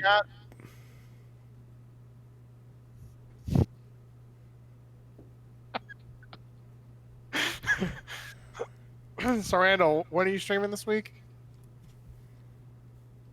I don't think I said I was. I think you said you were. It's actually in the Google Docs. Yeah, It really? Yeah. I said I can't wait to. Samurai Jack later this week, Huh? or possibly some art, or I forget what the other thing was. Them fighting herds. Them fighting herds. Yeah. No, wait, don't say yeah. What did I say to you, Kel? What was the phrase? Her. What's up with your mic lately, man? It's not the mic. It's Discord not properly mixing the fucking inputs coming in on the audio. Because Brian probably heard that fine. On mine, it just keeps shit in the bed. Oh, okay. It Never mind. sounded like Because unless he has a button that censors hit specific times. No, I mean mine set it to just pick up whenever I start talking, but I've been having problems with Adam too. Like he'll push the button and say something, or he'll just be in the middle of, And then it'll just cut stops. off. It always he'll hold the button down. He has a button he pushes, and he holds it, and he'll complete his sentence, and then wait a second, let go of the button, and you still miss the last couple of words. Yeah, it sums up with the transmitting of the What? Of the audio. Yeah, like his something. It like tones it. It tries to mix it. Like if I'm speaking, it turns his down. Like it's doing some weird shit automatically in the back end, and I'm not for it, Discord. Right? I'm in control of the audio. Right? I'm the captain. I'm the Not with captain. that attitude. Actually, no, that's old, Brian. I'm the director of the Federal Bureau of Control. All right? That game doesn't even have a sequel. Ooh. You got me. Felt good, right? Randomly hit him with the ooh. It just came out of my body. What about the ooh? What are you talking about? This week's episode of the ADLR Podcast is brought to you by Four Hymns. I'm just kidding. We don't have a sponsor. I think another ringtone or a text tone I want is Randall going, "Oh snap!" I can get you Dag because he said it perfectly in Xenocrisis. I can cut that out for you and give you Dag. You said this last time. Where is it? Hey Brian, fuck off. You're supposed to get it last time. Yeah. No, I didn't say I was gonna get it. I said I have it. I didn't say I was gonna give you it. Yeah, You didn't say you weren't gonna give it to that him. to us. Huh? Where is this conversation going? We're trying to make you famous. Shut the fuck up. Hey, Brendan doesn't listen to us. Like his sayings and stuff. That'll hit. Did you not hear what Bryant said? No. What did I say? I heard what you said. I don't even I remember would what I love to said. know what he said. You just said it like a couple of seconds ago. How could you not remember what you Think said? about that pool, Jack. Okay. Wait, now Jack's involved in the pool? Anything was like a whole Subway restaurant. How do you look like a building, man? There's a lot of realty space across the forehead. Hold on. I'll give you more now. There you go. Get my Like my nose more. string. My I'm not doing favorite those, is when he talks, his nose moves. Yeah. I can make it move manually. We're out here, bro. For nose things. What are we talking about nose? Episode 107 is over in the books. Thank you guys for watching. We'll be back next week for like shits and gigs. So Randall still never answered what day he was streaming all these he's not. games. He's just not streaming. He went through the trouble of downloading Streamlabs OBS, put a bunch of bullshit up on there, and then never hit stream. So I will eventually. all right, I'm good. My non-existent grandkids will watch it. Will my car be done by then? Yeah, that's a good question. We've been through this already. I think Bryant said some sarcastic junk about that. Like his car would be done before I. Yeah, that's what it was. His car would be done before I streamed one time, Yeah. Probably. which I've already streamed one time. Doesn't Wow, sound like Ram. me. Anytime I open my mouth is for worship and prayer, so I wouldn't say anything my negative like that. God. No, because last time you were like, you don't have a following, yet you had like 7 or 8 viewers in your stream the entire time, and 3 of which I'm pretty sure was not even any of us, talking to you, asking questions. They Interested were in how you Bryant's doing stuff. friends. At least one of them were. Why'd you say it like my name's a slur? What? Yeah, Okay. yeah, but that's the point. Like, that's how this works. You have a group of friends that watch, who then tell other people, "Hey, you should watch this guy because he plays something that you enjoy, or that that he's good at, that you like, that person likes," which then prompts them to start like joining your channel and talking and asking questions, which then they tell other people about, which then means more people are coming in. Like that's how networking works. Oh, I need more friends. That explains a lot. And you need friends just to tell everybody else about you, not just talk shit about you the entire time. So I'm gonna work on getting friends. Anything looks like Voldemort's missing nose. Wait, he looks like the nose, not the The I mean, the missing space nose. that's missing the nose, not the face. Yeah. Yeah. Okay. Don't you Right. see it? Look at it. Thank you guys for watching. I'll see you all next week. Bye.